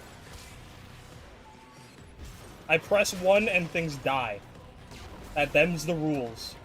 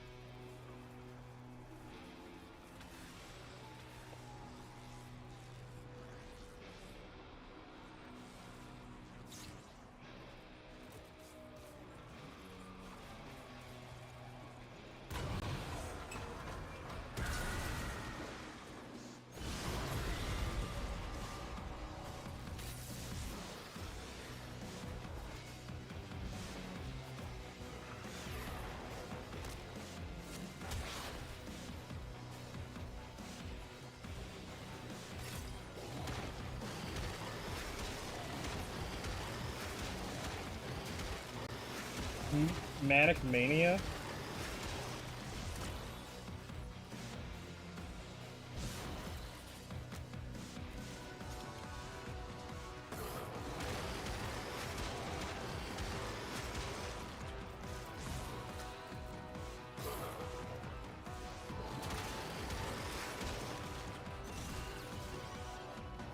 Where are they? You know, I really hope this Manic Mania thing counts for, the Inaros quest, because, God, the Inaros quest for, like, the original Inaros is actually kind of shit. I'm gonna be honest. That quest kind of booty cheeks. It sucks. Because it's just, like, a bunch of, like, really fucking obscure enemies that, like, you have no guaranteed way of getting to spawn. And so it's just really tedious.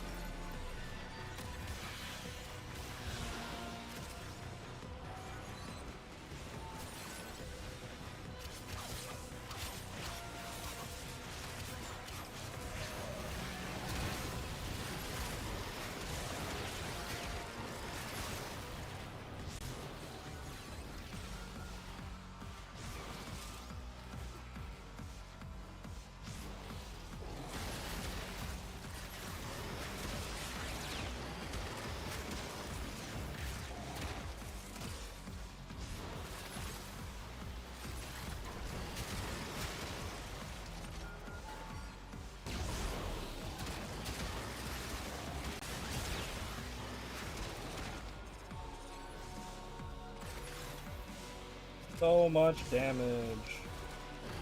Boop, boop, boop, boop, beep. Beep. Boop, beep, bop, boop, beep. Any of you guys watch Foster's Home for Imaginary Friends? What a good fucking series. Look at the Cheese episode where they have to figure out the code of the door based on the beeps and boops that Cheese remembers. Because he remembers the specific tone of each beep, because they are tonally coded. And then when they finally get the whole code out of him, it's just wrong. And everyone was locked out of the house, and the house just blows up again, for like the 50th fucking time. The poor bastards in that show just never catch a break.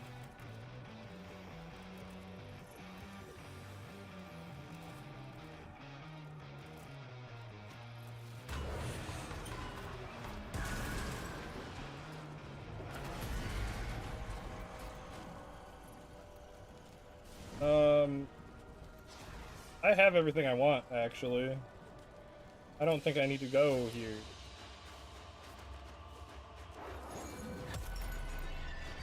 Alright, now let's go do the operation. We really do need to get a lot of that done here. We are not very far into it. In fact, how much longer do we have? Oh my god.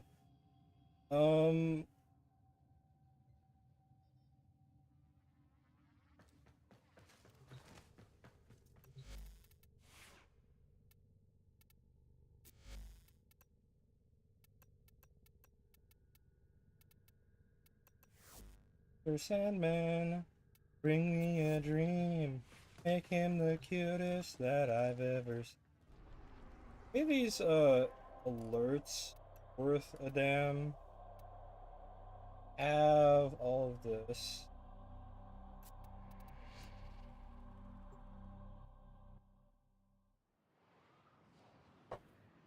Alright.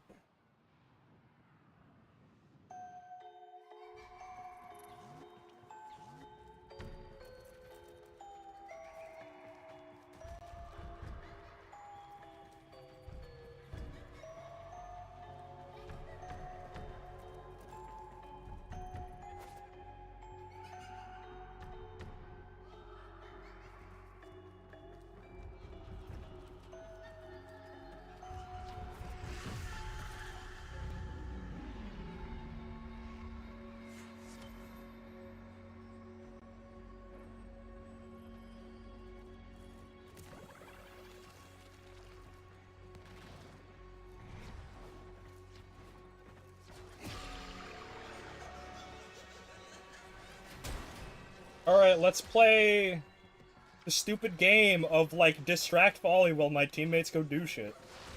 And also find those things. Get out of here. Fuck off. You bloody tot. We're looking for those, the Nightmare Tatter things. I don't know what those, like, the spawn locations are for those yet.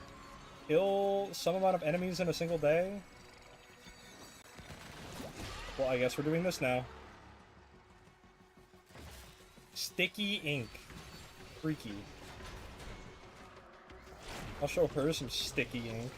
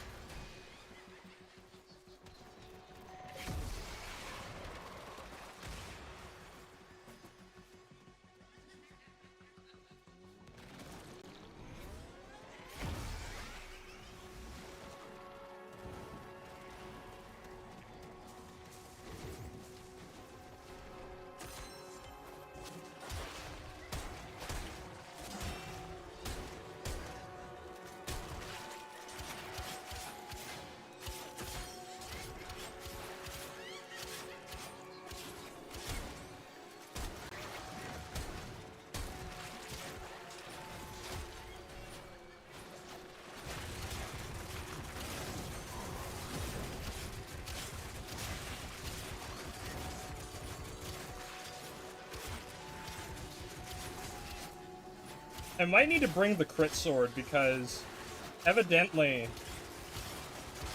these enemies are a little bit too chunky to be dealt with via status, and like they're not affected by status anyways, so I might as well just go raw crit for these, if I'm being honest. That's just, it seems like the only correct thing to do.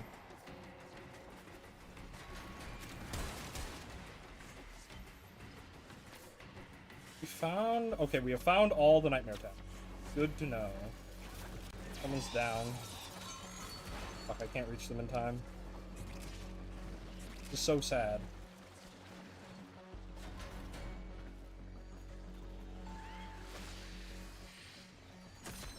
I swear with this game mode where it's like, oh, go this way. Actually, there's a wall there. Fuck you. Like, this is rage bait, chat. This is just rage bait.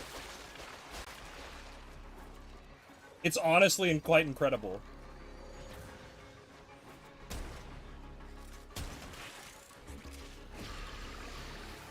Gigantism? Oh no.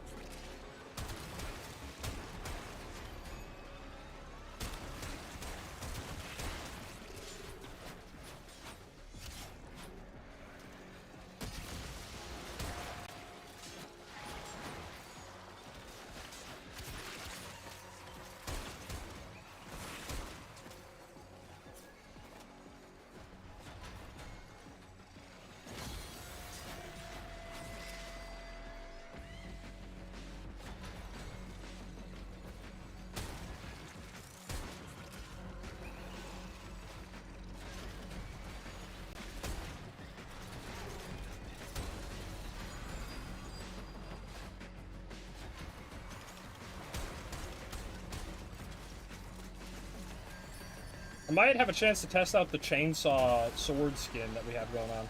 Oh, here, let me... I got you, G. I got you. I am literally immune to this shit.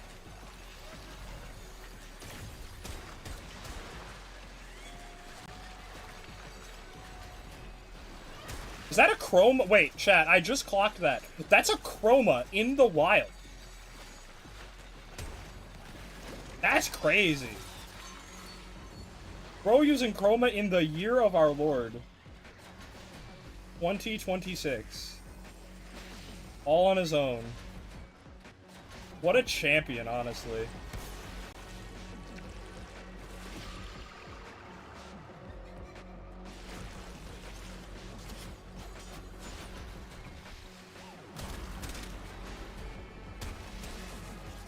And I got you, dude.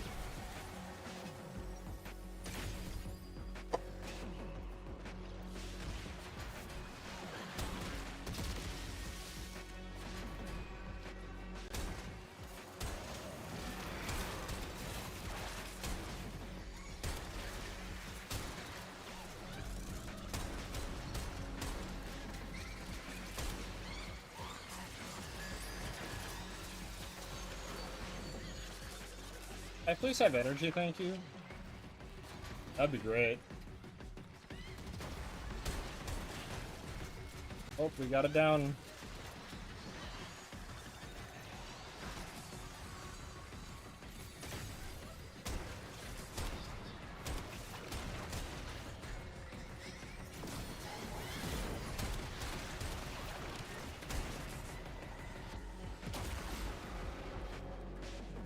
Oh, that's just Stompy.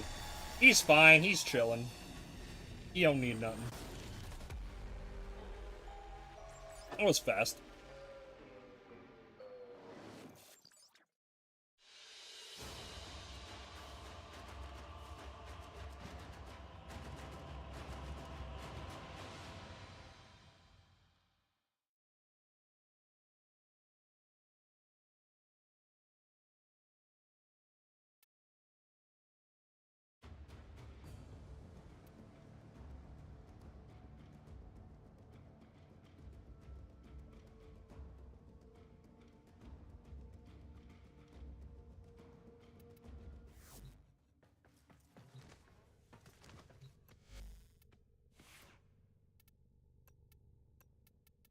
Yeah, I think we need something a little bit chunkier.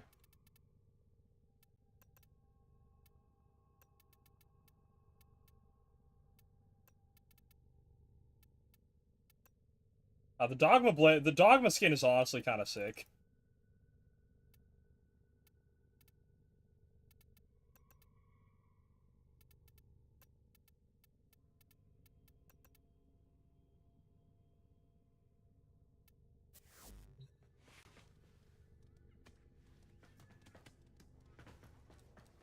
I actually should check the build first before I take this in. I actually haven't looked at this in a hot second. So that everything is, like, functional. This is like a super critty build. Where it's just like, a fuck you, crit damage, die. That's it, that's the build.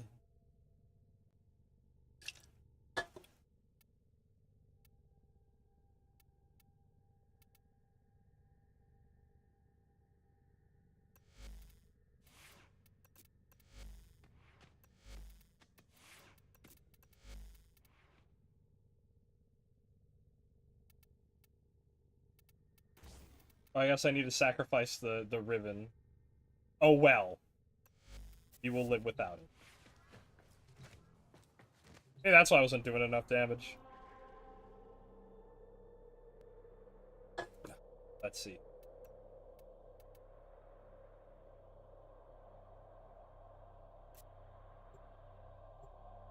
Let's pop off kings.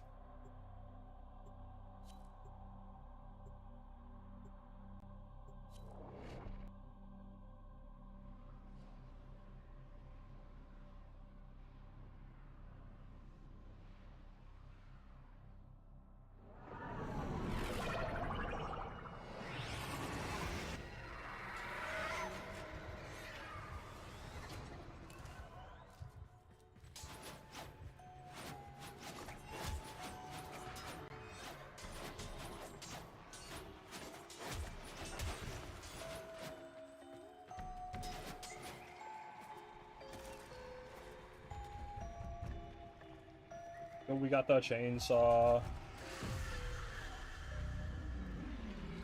Yo, this sword skin honestly kind of fucking sick. Not gonna lie, like this is a banger skin. I fuck with it. I love the shape as well. Like the shaping is really nice. But also the fact that it's a fucking chainsaw sword. Like, come on, bro. That shit's sick as fuck. Goes hard as shit for no reason. On the first floor?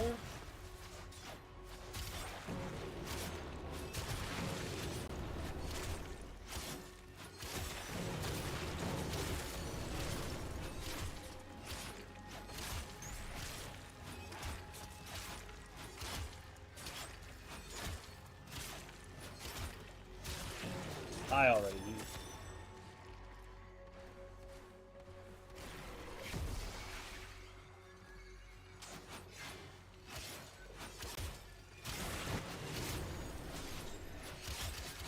The thing I love about this build is that it really uses Exodia Hunt to its fullest advantage.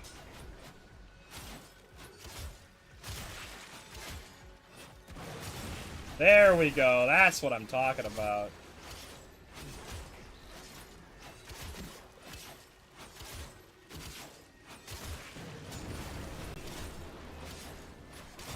A little bit on the slow side, but that's probably because it's probably because I'm missing the ribbon, frankly.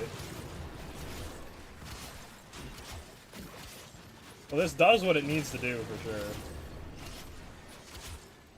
Just these guys that are, like, a little bit too tanky.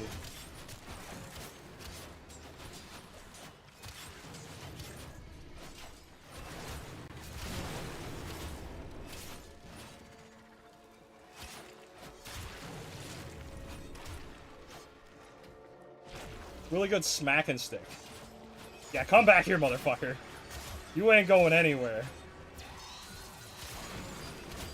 It also deals with these head grabber things real easy. Oh, yeah, balloon.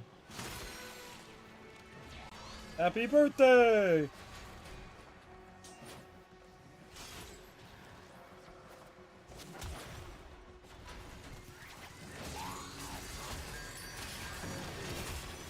Come here.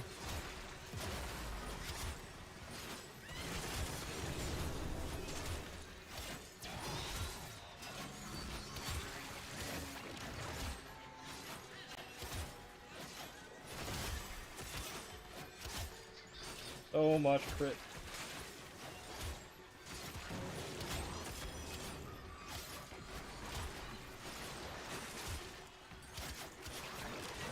Hey, get out of here. Just slap that poly off here. Big crit energy. What you all know about my big crit? My big red crit. And I have so many, like, fucking dudes following me. Holy shit. My, duplex bond just popping off or whatever. Maybe, like, using ability, so where's that coming from? I actually have no idea.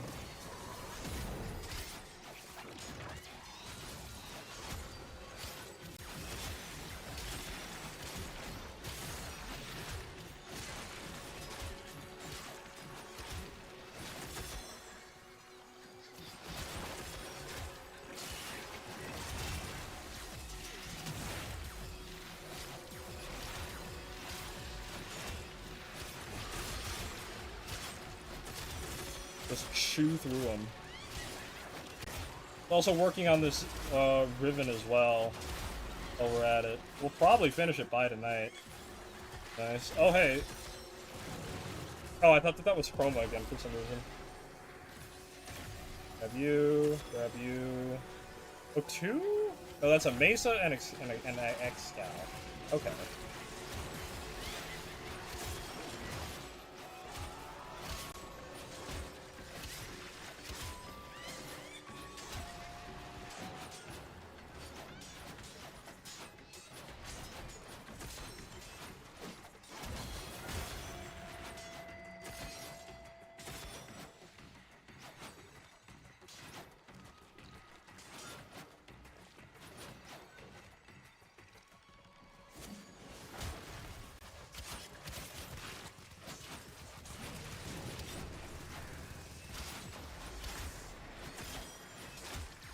Fine paint? I love drinking paint. God.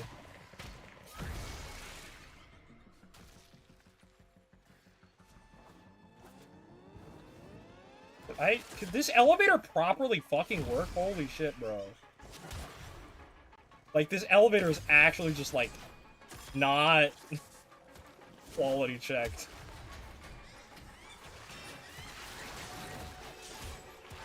Thankfully, these other guys are up here. That would cost that dude to revive. We can't have that in this house now, can we?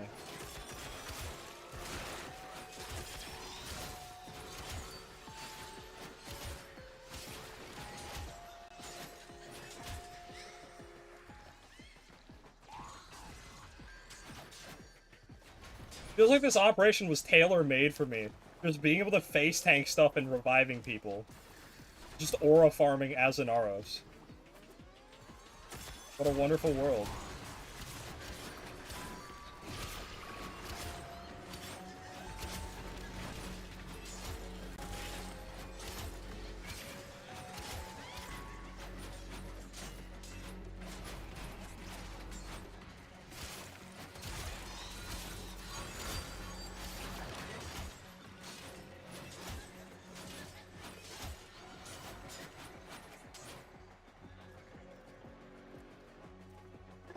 Ugh. What do I have for attack speed on this fucking thing? Feels like slow as piss. Oh my god.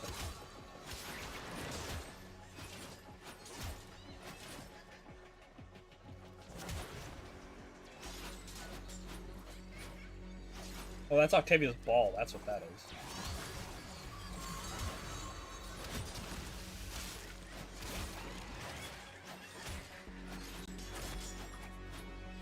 Enemies where?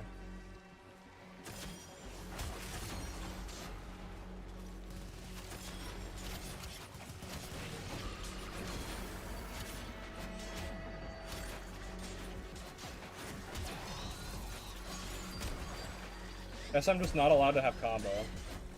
That's sad. Can I please take damage and not be in the folly bubble, please? Need something to, like, hit me. Here, you, touch me. Touch me inappropriately. Or not, I guess. There we go. I mean, Grace seems to have me covered pretty well. All things considered, but...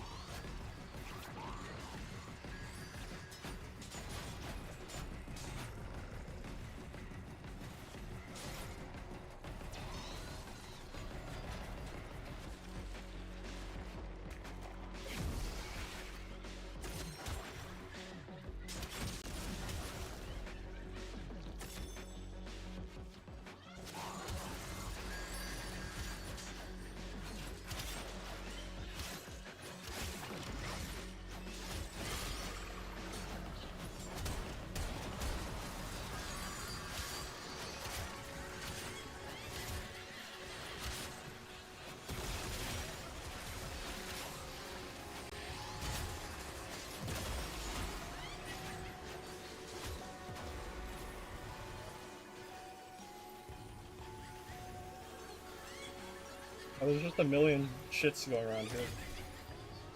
Get out of here. Go home.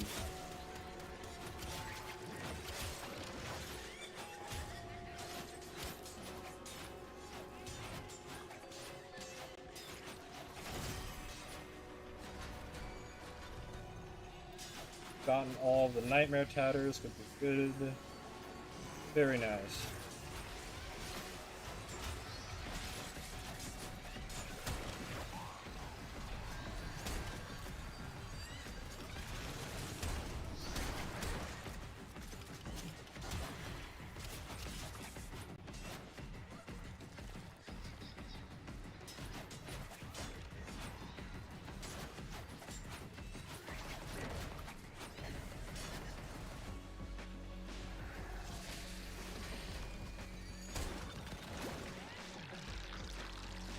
Or not, I guess we are stuck in here. Fuck. Full game.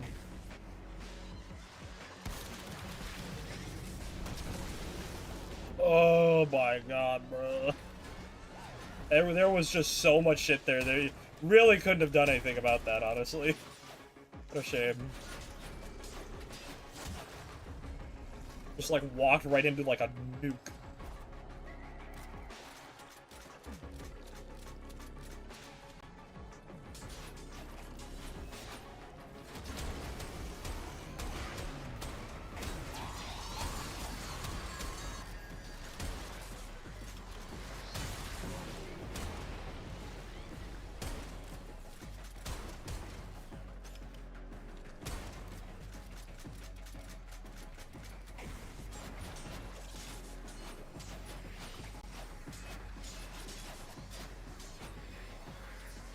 Almost there, just one more paint theme, Bob.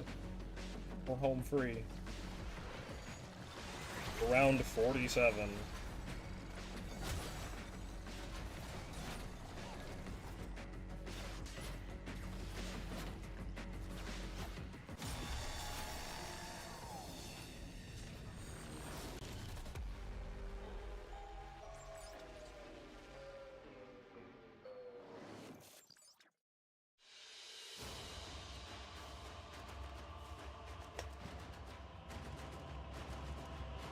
Oh, 13 Nightmare Tatters? Really? I thought you only got, 9 per mission.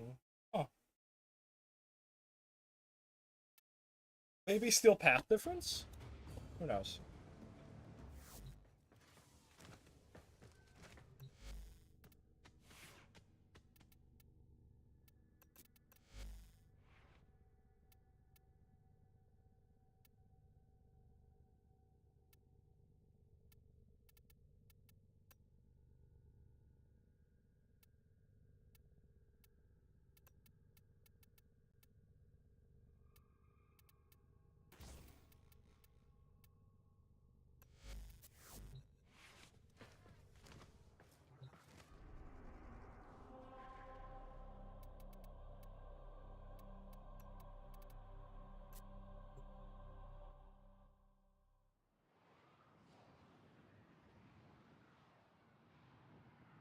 God, I really wish that these runs didn't take 10, 20, 30 years to get through.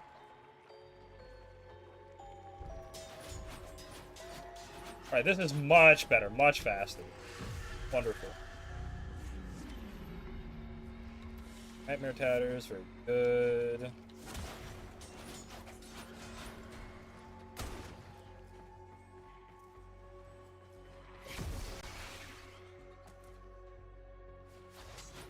That elevator either doesn't work or works too good. That's really funny.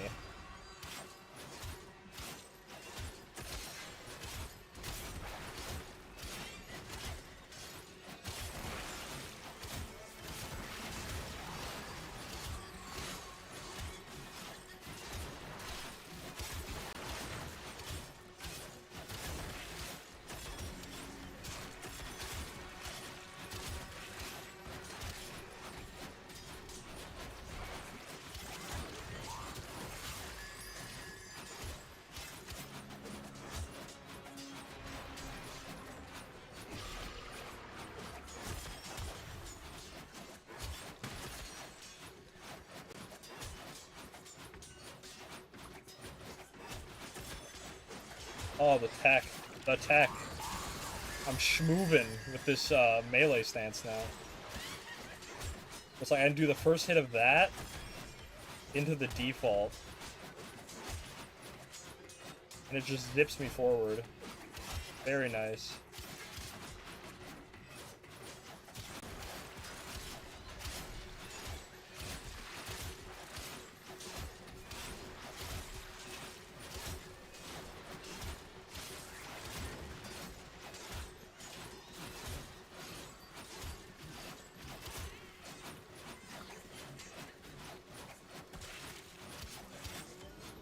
I just hate those guys who can't be, like, status affected at all. It's kind of annoying.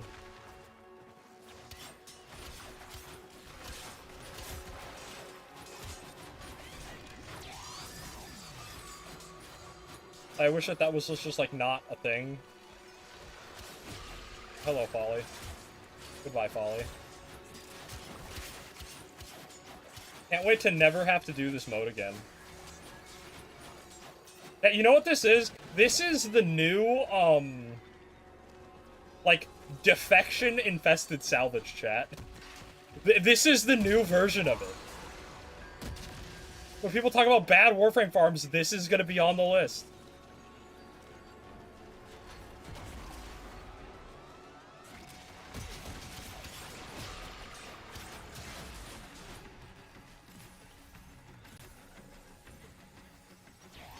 Get up, buddy. Wake up. Why the fuck did you teleport? What the fuck was that? Am I crazy? Did he just, like, warp across the map trying to wake him up? What the fuck?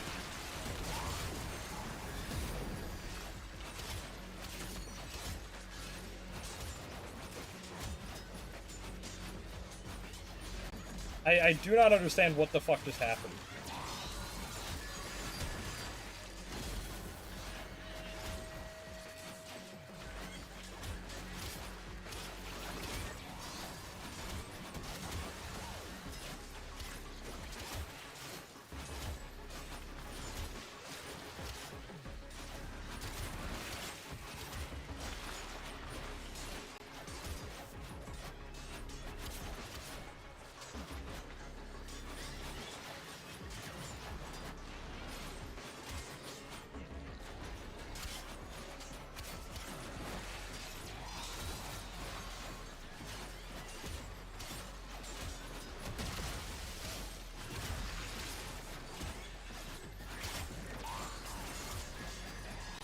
Taking chunks, and it doesn't even matter because, like, I can just pop it back up if I really need to.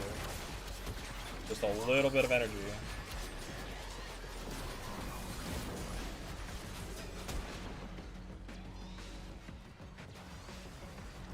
I see it down. Never mind, I guess they just get back up.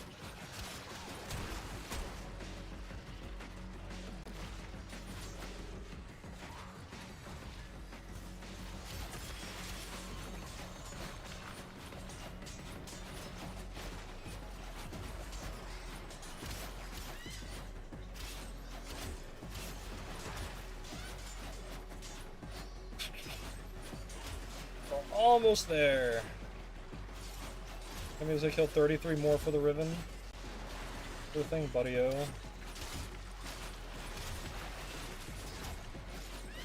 Just gotta check how much of the shit I have already. Yeah, the tatters or whatever. That's what we need.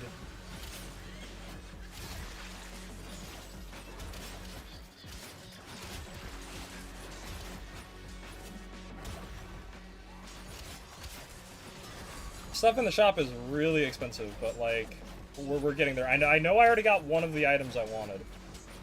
We only need, what, like, 180 total more of these? That's still a fucking lot? Oh my god, bro. Let's see how many I have of these just, like, on hand. How much farther I have to go.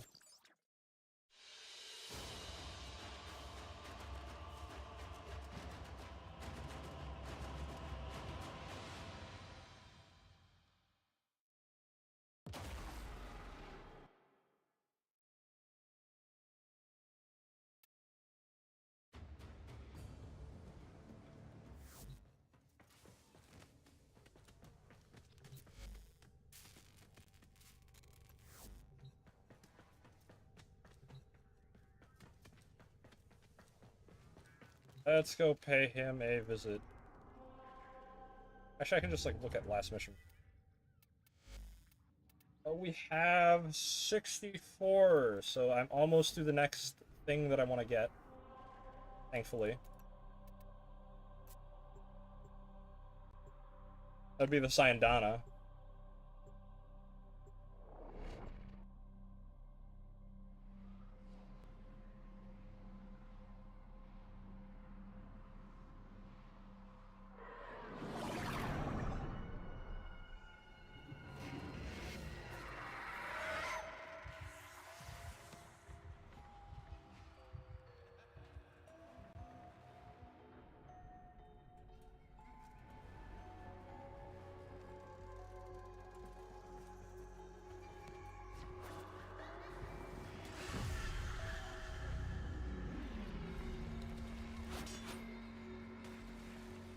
Find paint.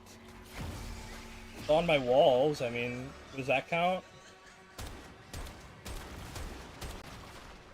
You piece of shit.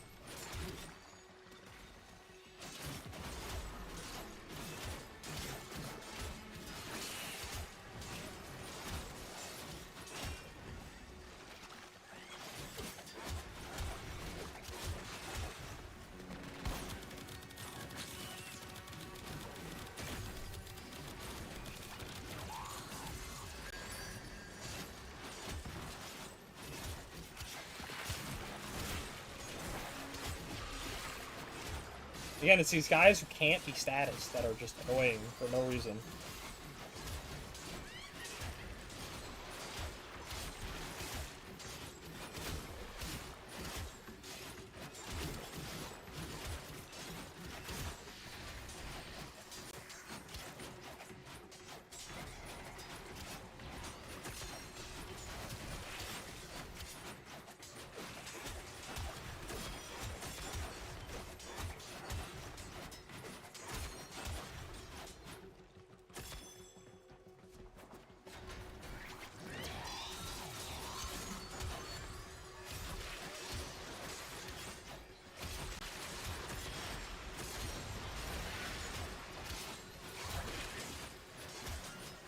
Get out of here.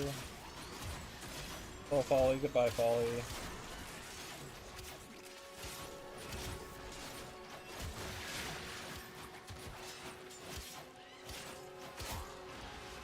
God, it is so hot out today. Like, I'm in my room, right? I have a fan blasting and everything. I'm like, what the hell is going on with this fashion?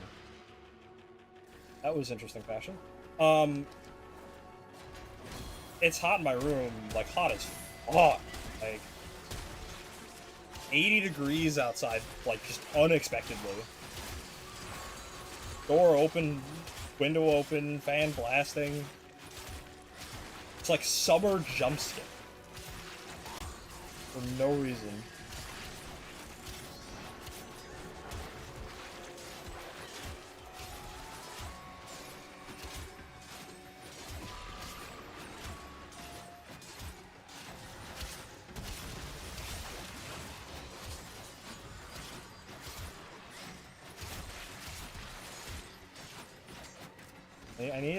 I need something to kill me. Or hit me, rather. A lot of damage. I can pop one off here. There we go, thank you.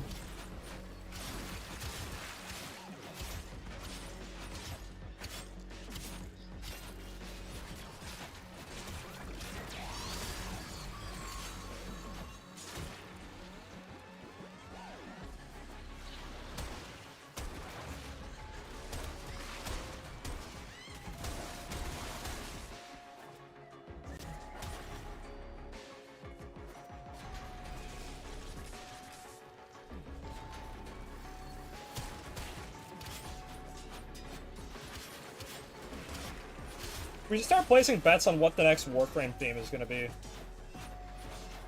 Because we really just have no clue. It could just be anything.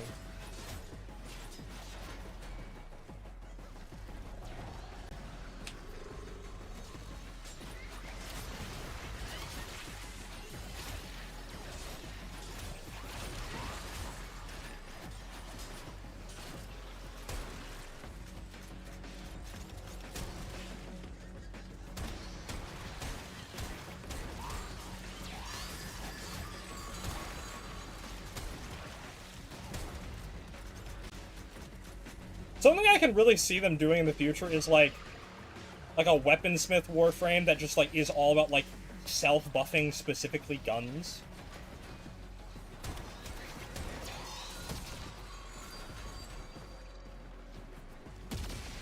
Like being like the de facto weapons platform, because we don't really have a warframe that does that.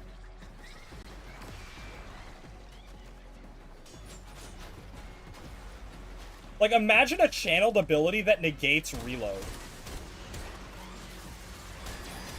Like think about that, right? Like you have this channeled ability where you get basically a bottomless clip in exchange for using your energy bar, like, as the clip. Like, that would be a really cool ability conceptually. Because there's a lot of ways to abuse that. And it makes, like, fire rate bonuses a lot stronger because now you don't have the downtime from a reload, which innately is going to lower DPS, right? Because that's the thing about fire rate is I think a lot of people don't think about. It's like, in a burst sense, yes, it is higher DPS, but sustained DPS, fire rate past a certain point can actually create diminishing returns and actually end up with lower DPS because of reloads. Reloading specifically can be a huge detriment to people that like a lot of people just don't factor in. Especially if the reload takes like any amount of time as well. Like it's like more than a second long.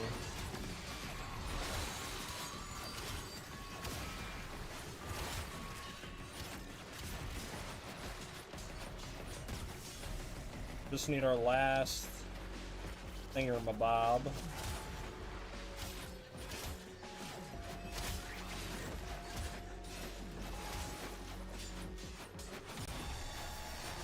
Alright, now we get to go see one of the new ephemeras, I think. I think I'm prioritizing the ephemeras.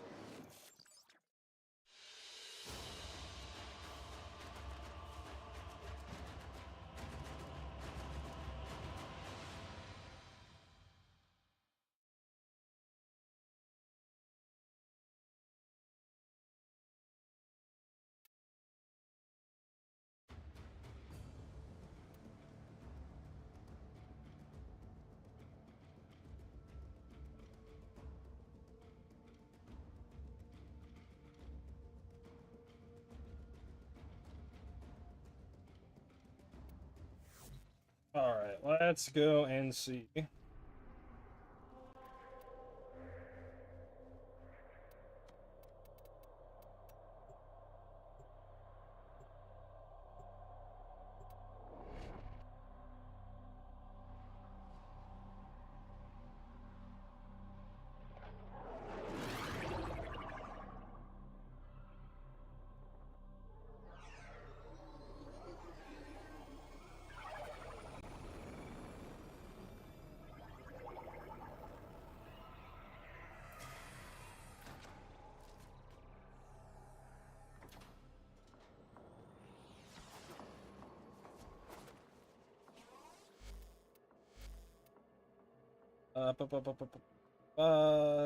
Aspirant Zorba. Zumba Zumba. Yo, squeeze. Any of y'all ever watch Red Letter Media's movie reviews? That's all. It's quite a special thing they have going on there.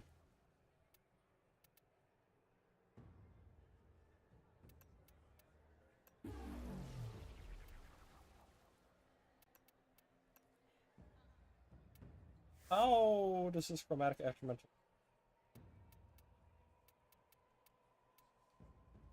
What do I want to put it on? What do I use?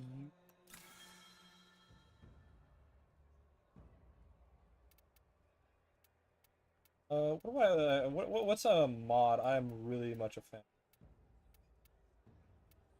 that I would like use on a lot of shit?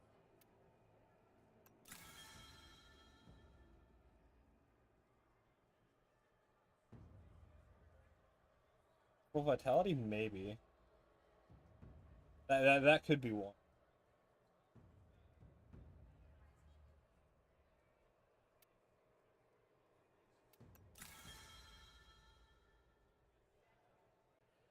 I wish all the drawings weren't fucking folly.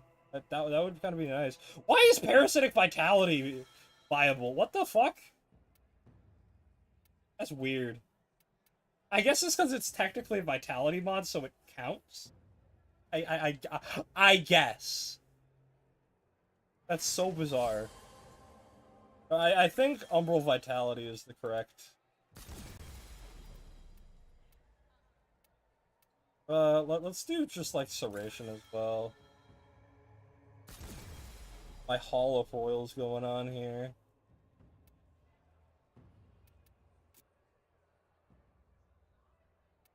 Holographic. Gotta get that, gotta get that, gotta get that. That's still a lot to fucking go. How high up does that sit? I don't know, Naros is not really a good judge of that.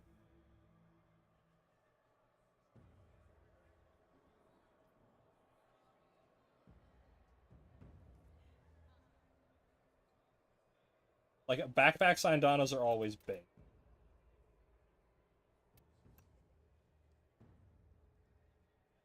I feel like the ephemeras take priority.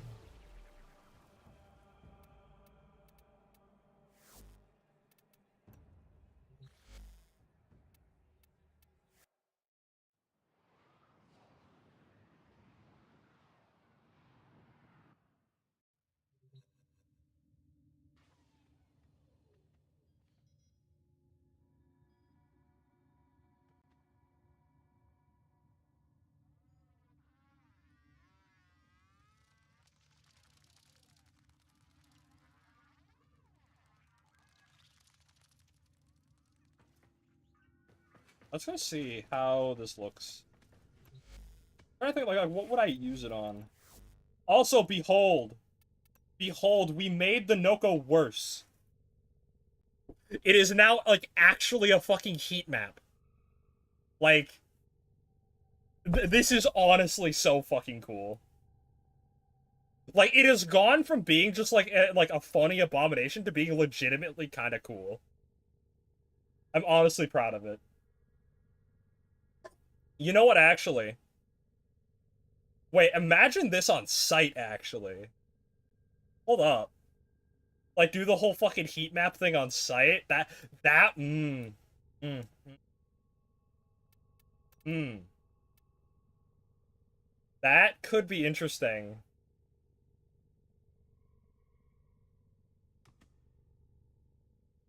I feel like that could have some, like, interesting application.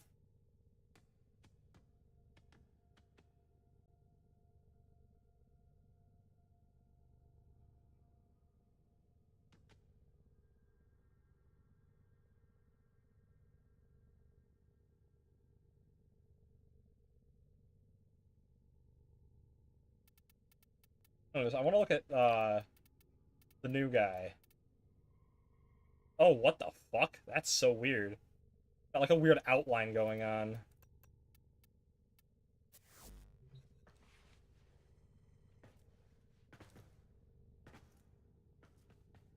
But while I'm moving around, it has, like, the weird outline thing. I'm guessing if I, like, stand still, it covers me in paint. Yeah. Yeah, and if you walk away, yeah. Don't know if I'm a huge fan of that concept. What the fuck is that? What is that shit? Have you seen this? What is that in my torso? That's non-Euclidean. Okay.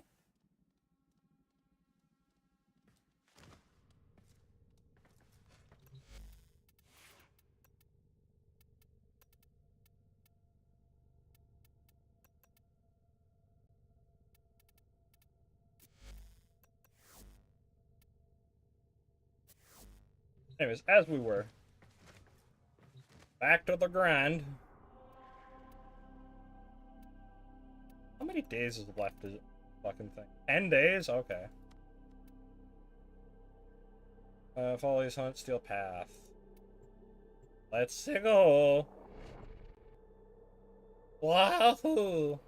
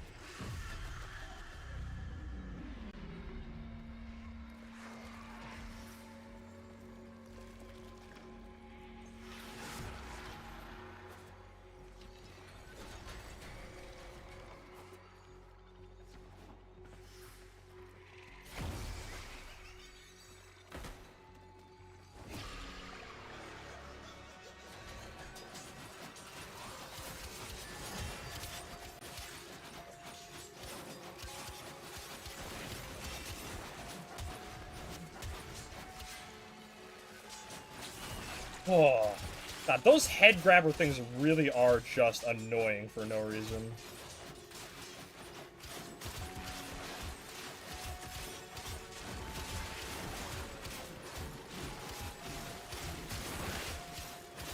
Oh, hey, the wisp mode is really helpful here, actually.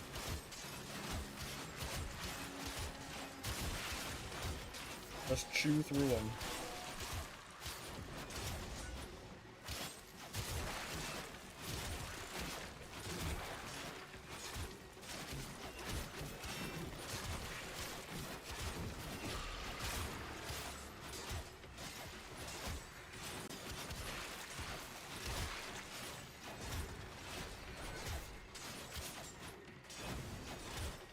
Oh, you get back here, motherfucker. Where did he go? Where'd he wander off to? Yeah, ground these motherfuckers. Air traffic control.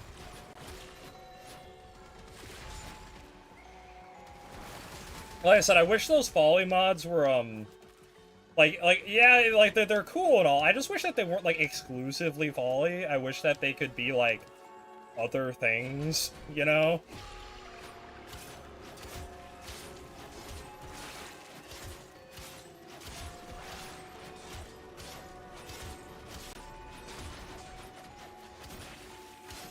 But it is a very fun, nice addition to the game, I will say. I am very much a fan of it overall. Probably because there's, like, the TCG nerd in me who just, like, is like, oh, yes, yes, yes, yes. Pretty colors, high rarity, yum, yum, yum, yum, yum, yum, yum. Even though it serves no practical purpose.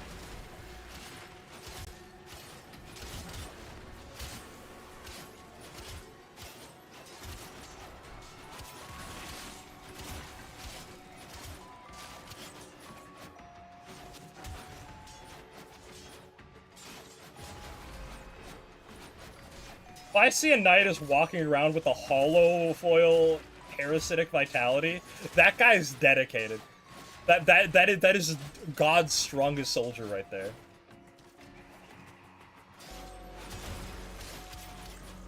Like, going through the process of grinding Folly's Hunt, getting enough, getting the chromatic thing, and then you choosing to spend it on parasitic vitality of all mods, and then having the audacity to equip that.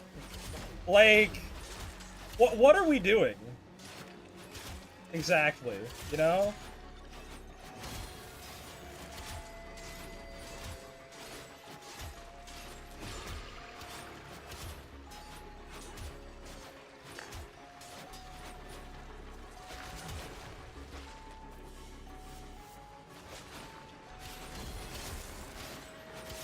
Chop him up. Chop, chop, chop. My Folly's gonna get more and more angry here. Where am I at with my rhythm?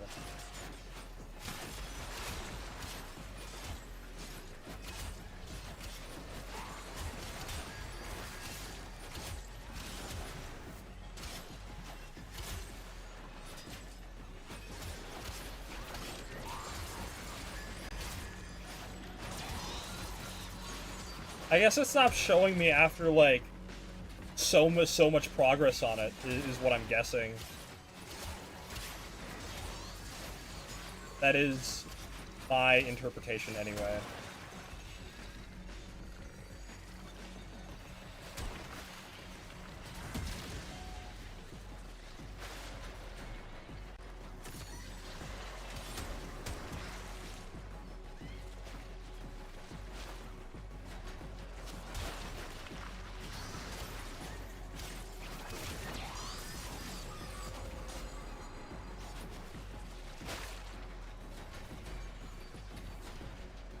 Wait, where the fuck is he? Oh, he's right here. Fucking waypoints, man, just not telling me shit.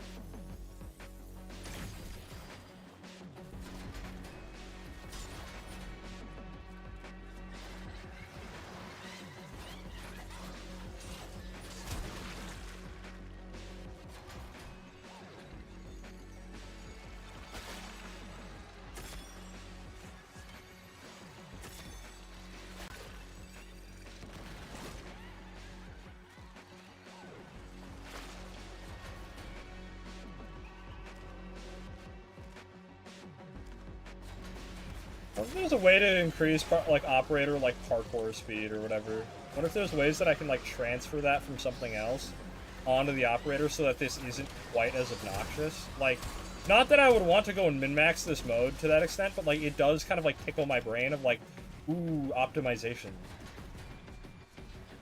And, like, unintended ways to do it, you know? I feel like you're almost kind of clearly supposed to, like, go at it at, like, it being slow with the operator is, like, very intentional. So finding ways to circumvent that is, like, just kind of tickles my brain a little bit.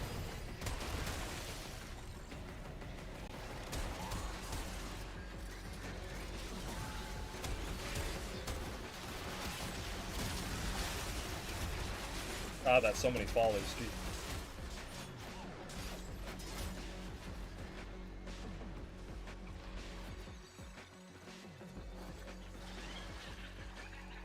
Yeah, I touched that once and I lost, like, all of my fucking energy. Oh my god, bro.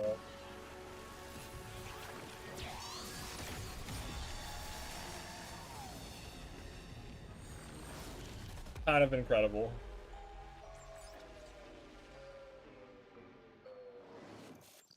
Oh! Oh!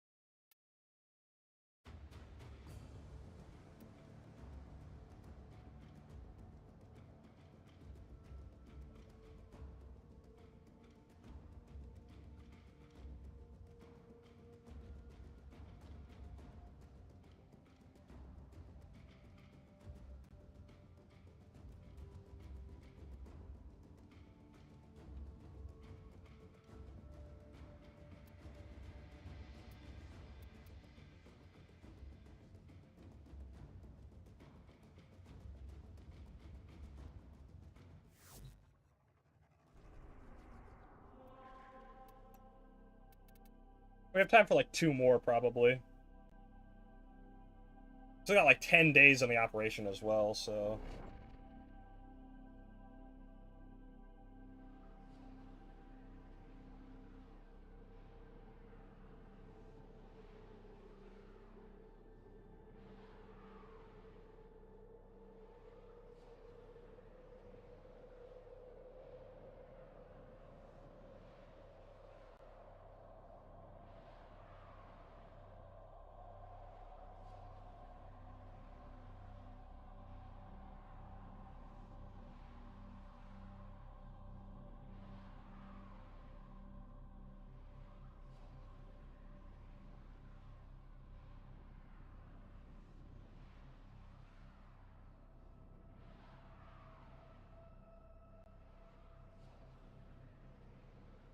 Are we good?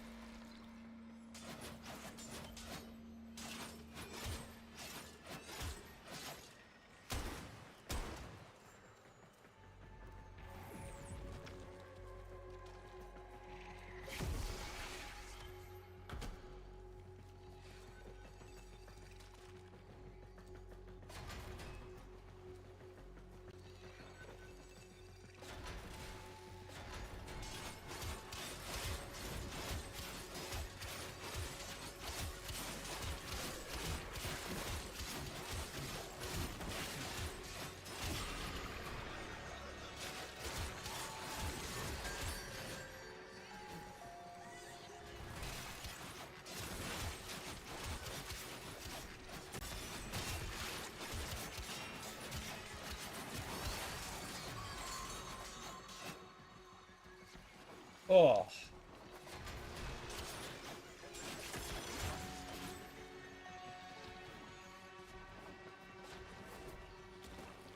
$206. After this run, I think we're gonna just pay a quick visit to survival, do that, and then just kind of be done with it. Just speed run through it. I do want to see what this is, because I'm really hoping it's a dock room, because I've been wanting to roll another one of those for quite some time.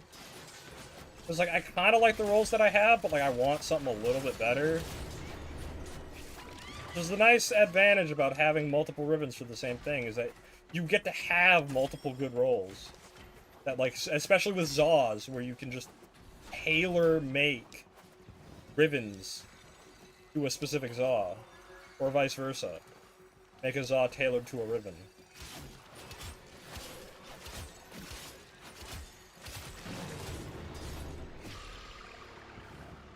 Holopia? What does that mean?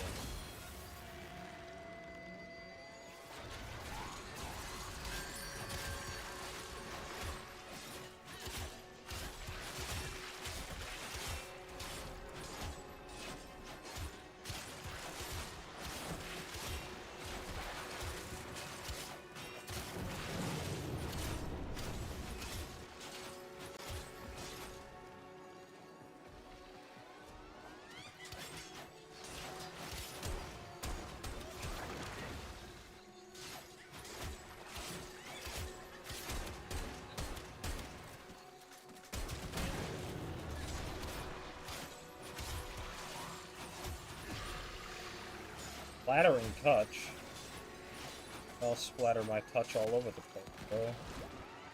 Trust, bro. I'm gonna splatter it everywhere.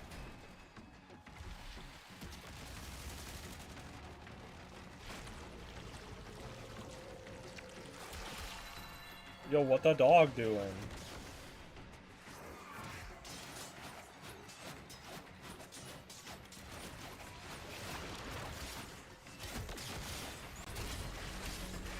You know, I like how, despite all this time that has passed in the Warframe universe, like, traditional oil paint has survived by some miracle. I guess it really is something that's, like, kind of irreplaceable as, like, an art form, you know? Like, just generally speaking.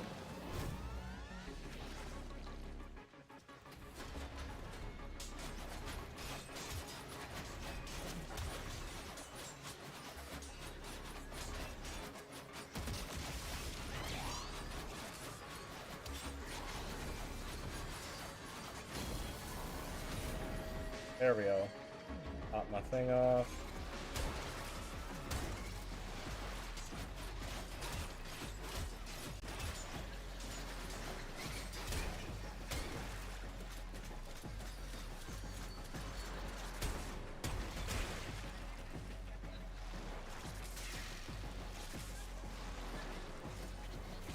Hard to tell when I'm in the thing. Also, the fact that it can be, like, above you is kind of obnoxious.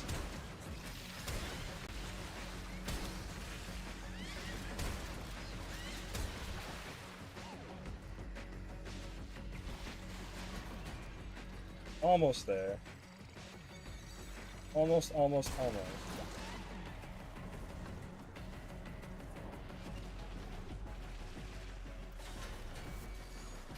Each one of the run-throughs of these takes like 6 minutes or so.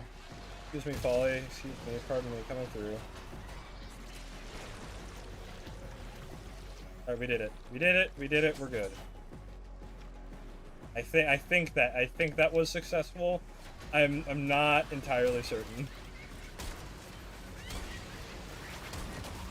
What happens when I don't kill stuff? People start dying.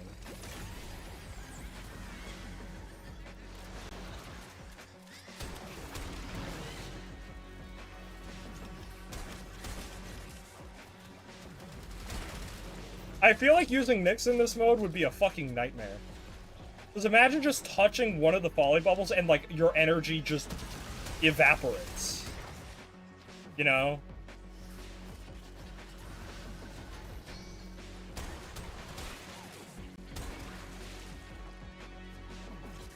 That'd be kind of fucked up. It would be really hard to, like, regain your footing after that, you know?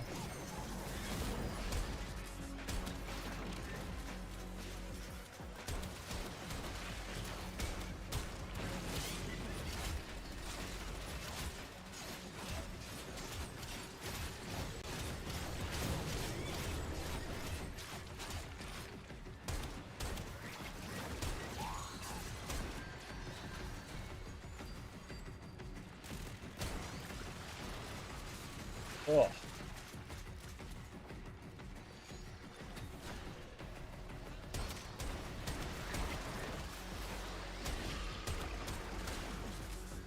Sticky ink. Sticky. Roast.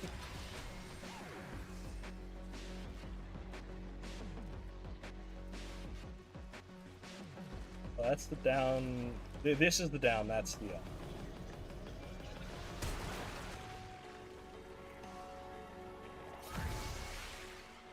Tatters, one of those. I'll go get that Atramentum. The singular Atramentum, by the way. Diabolical.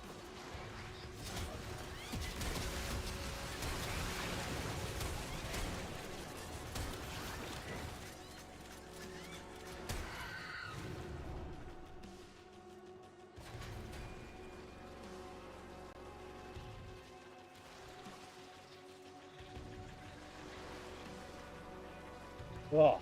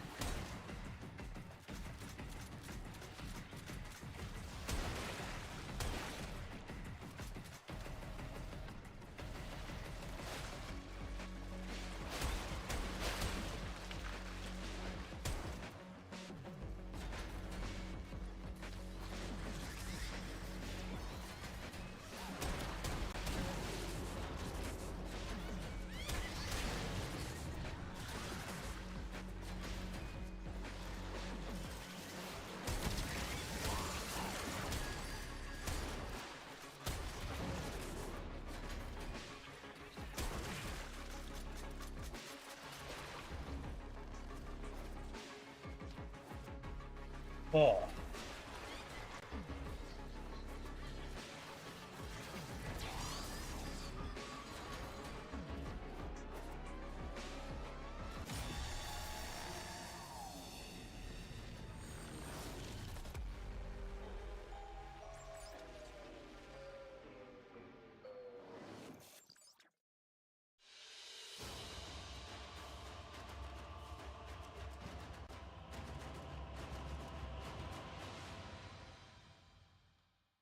I wonder if I have the parts for the gun yet. Who knows? Let's go wrap up that ribbon and see what we get out of the gotcha pull. Could be dog shit. It might not be.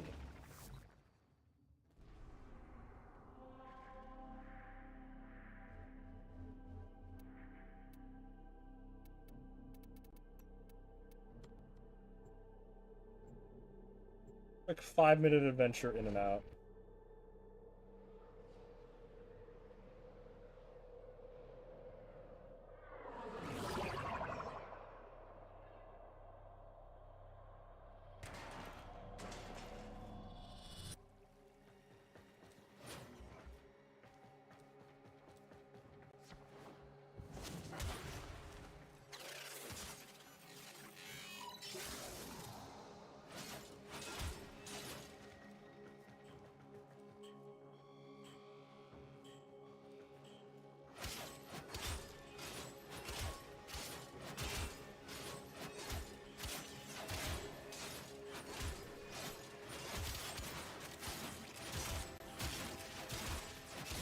Vroom, vroom, vroom.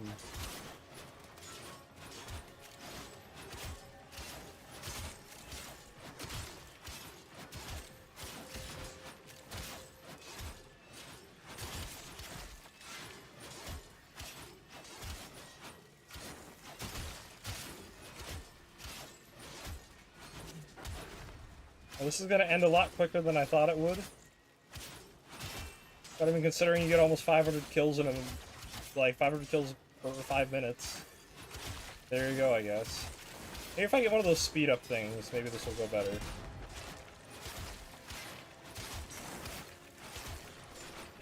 Or here, just fuck around and use life support capsules. Who knows?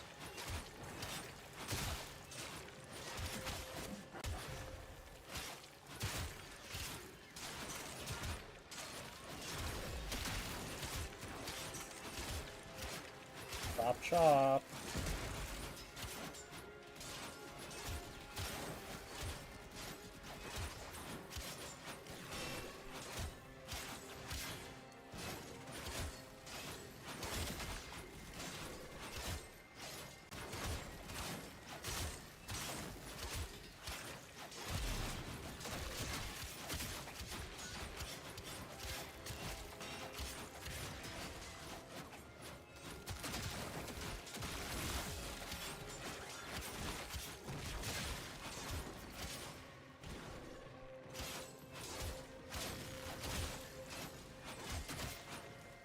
Now, something I would really love to have them, like, look into, right, is having mods that add base stats to things. I think that that's, like, such an unexplored territory of the game that I would love to see just messed with at all. But I think in the right circumstances, it could be worth it. It would have to be very meticulously balanced to avoid shit getting, like, a little bit broken, because it will. It absolutely will get broken.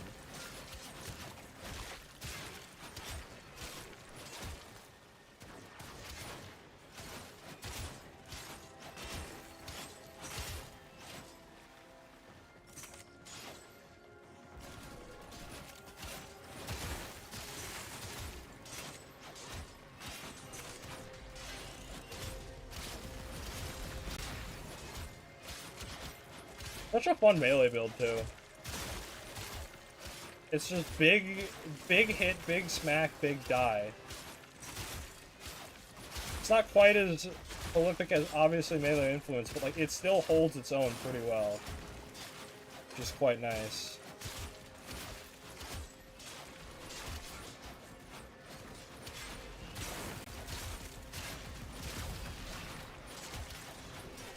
Just, like, adding mods that allow other mods to scale even higher would be interesting.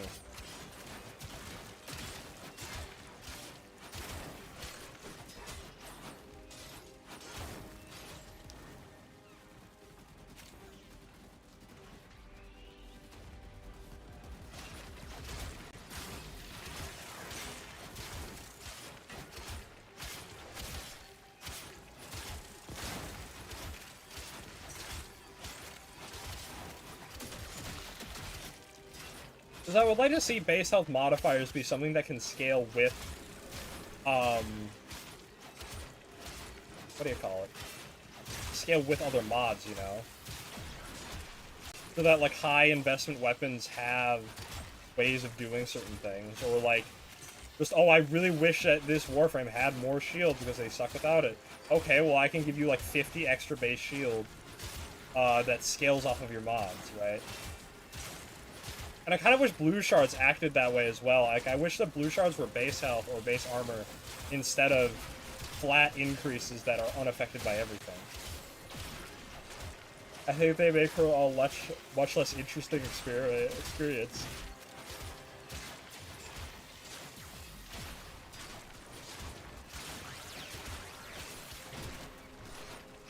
I think that's like the power strength from red arcanes. That's fine. That's whatever, who cares? Because that makes sense that it's a flat increase. But again, like, for the blue arcanes especially, it's like, why are they like this? It's very rare that Warframes can benefit fully from the ways that they can boost. And we are out of here with our Riven done.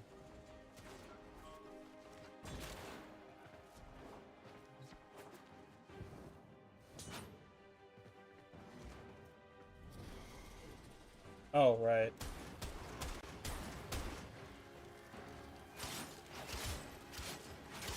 Chop, chop, motherfucker.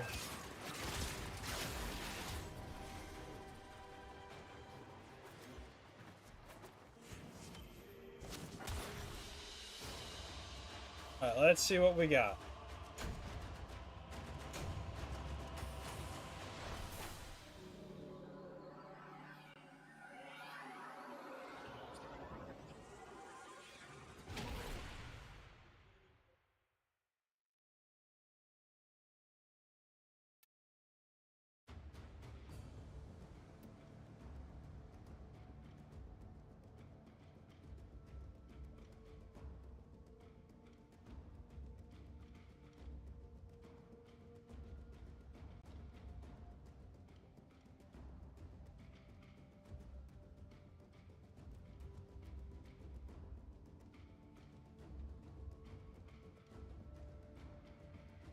Alright, big money, big money, big money.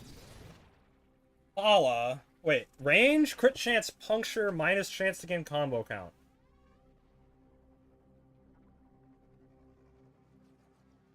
That's like almost really good. But, oh well. Well, that will be it for tonight. I am quite tired. I will see you all in a future stream, probably later this week, maybe. Who knows?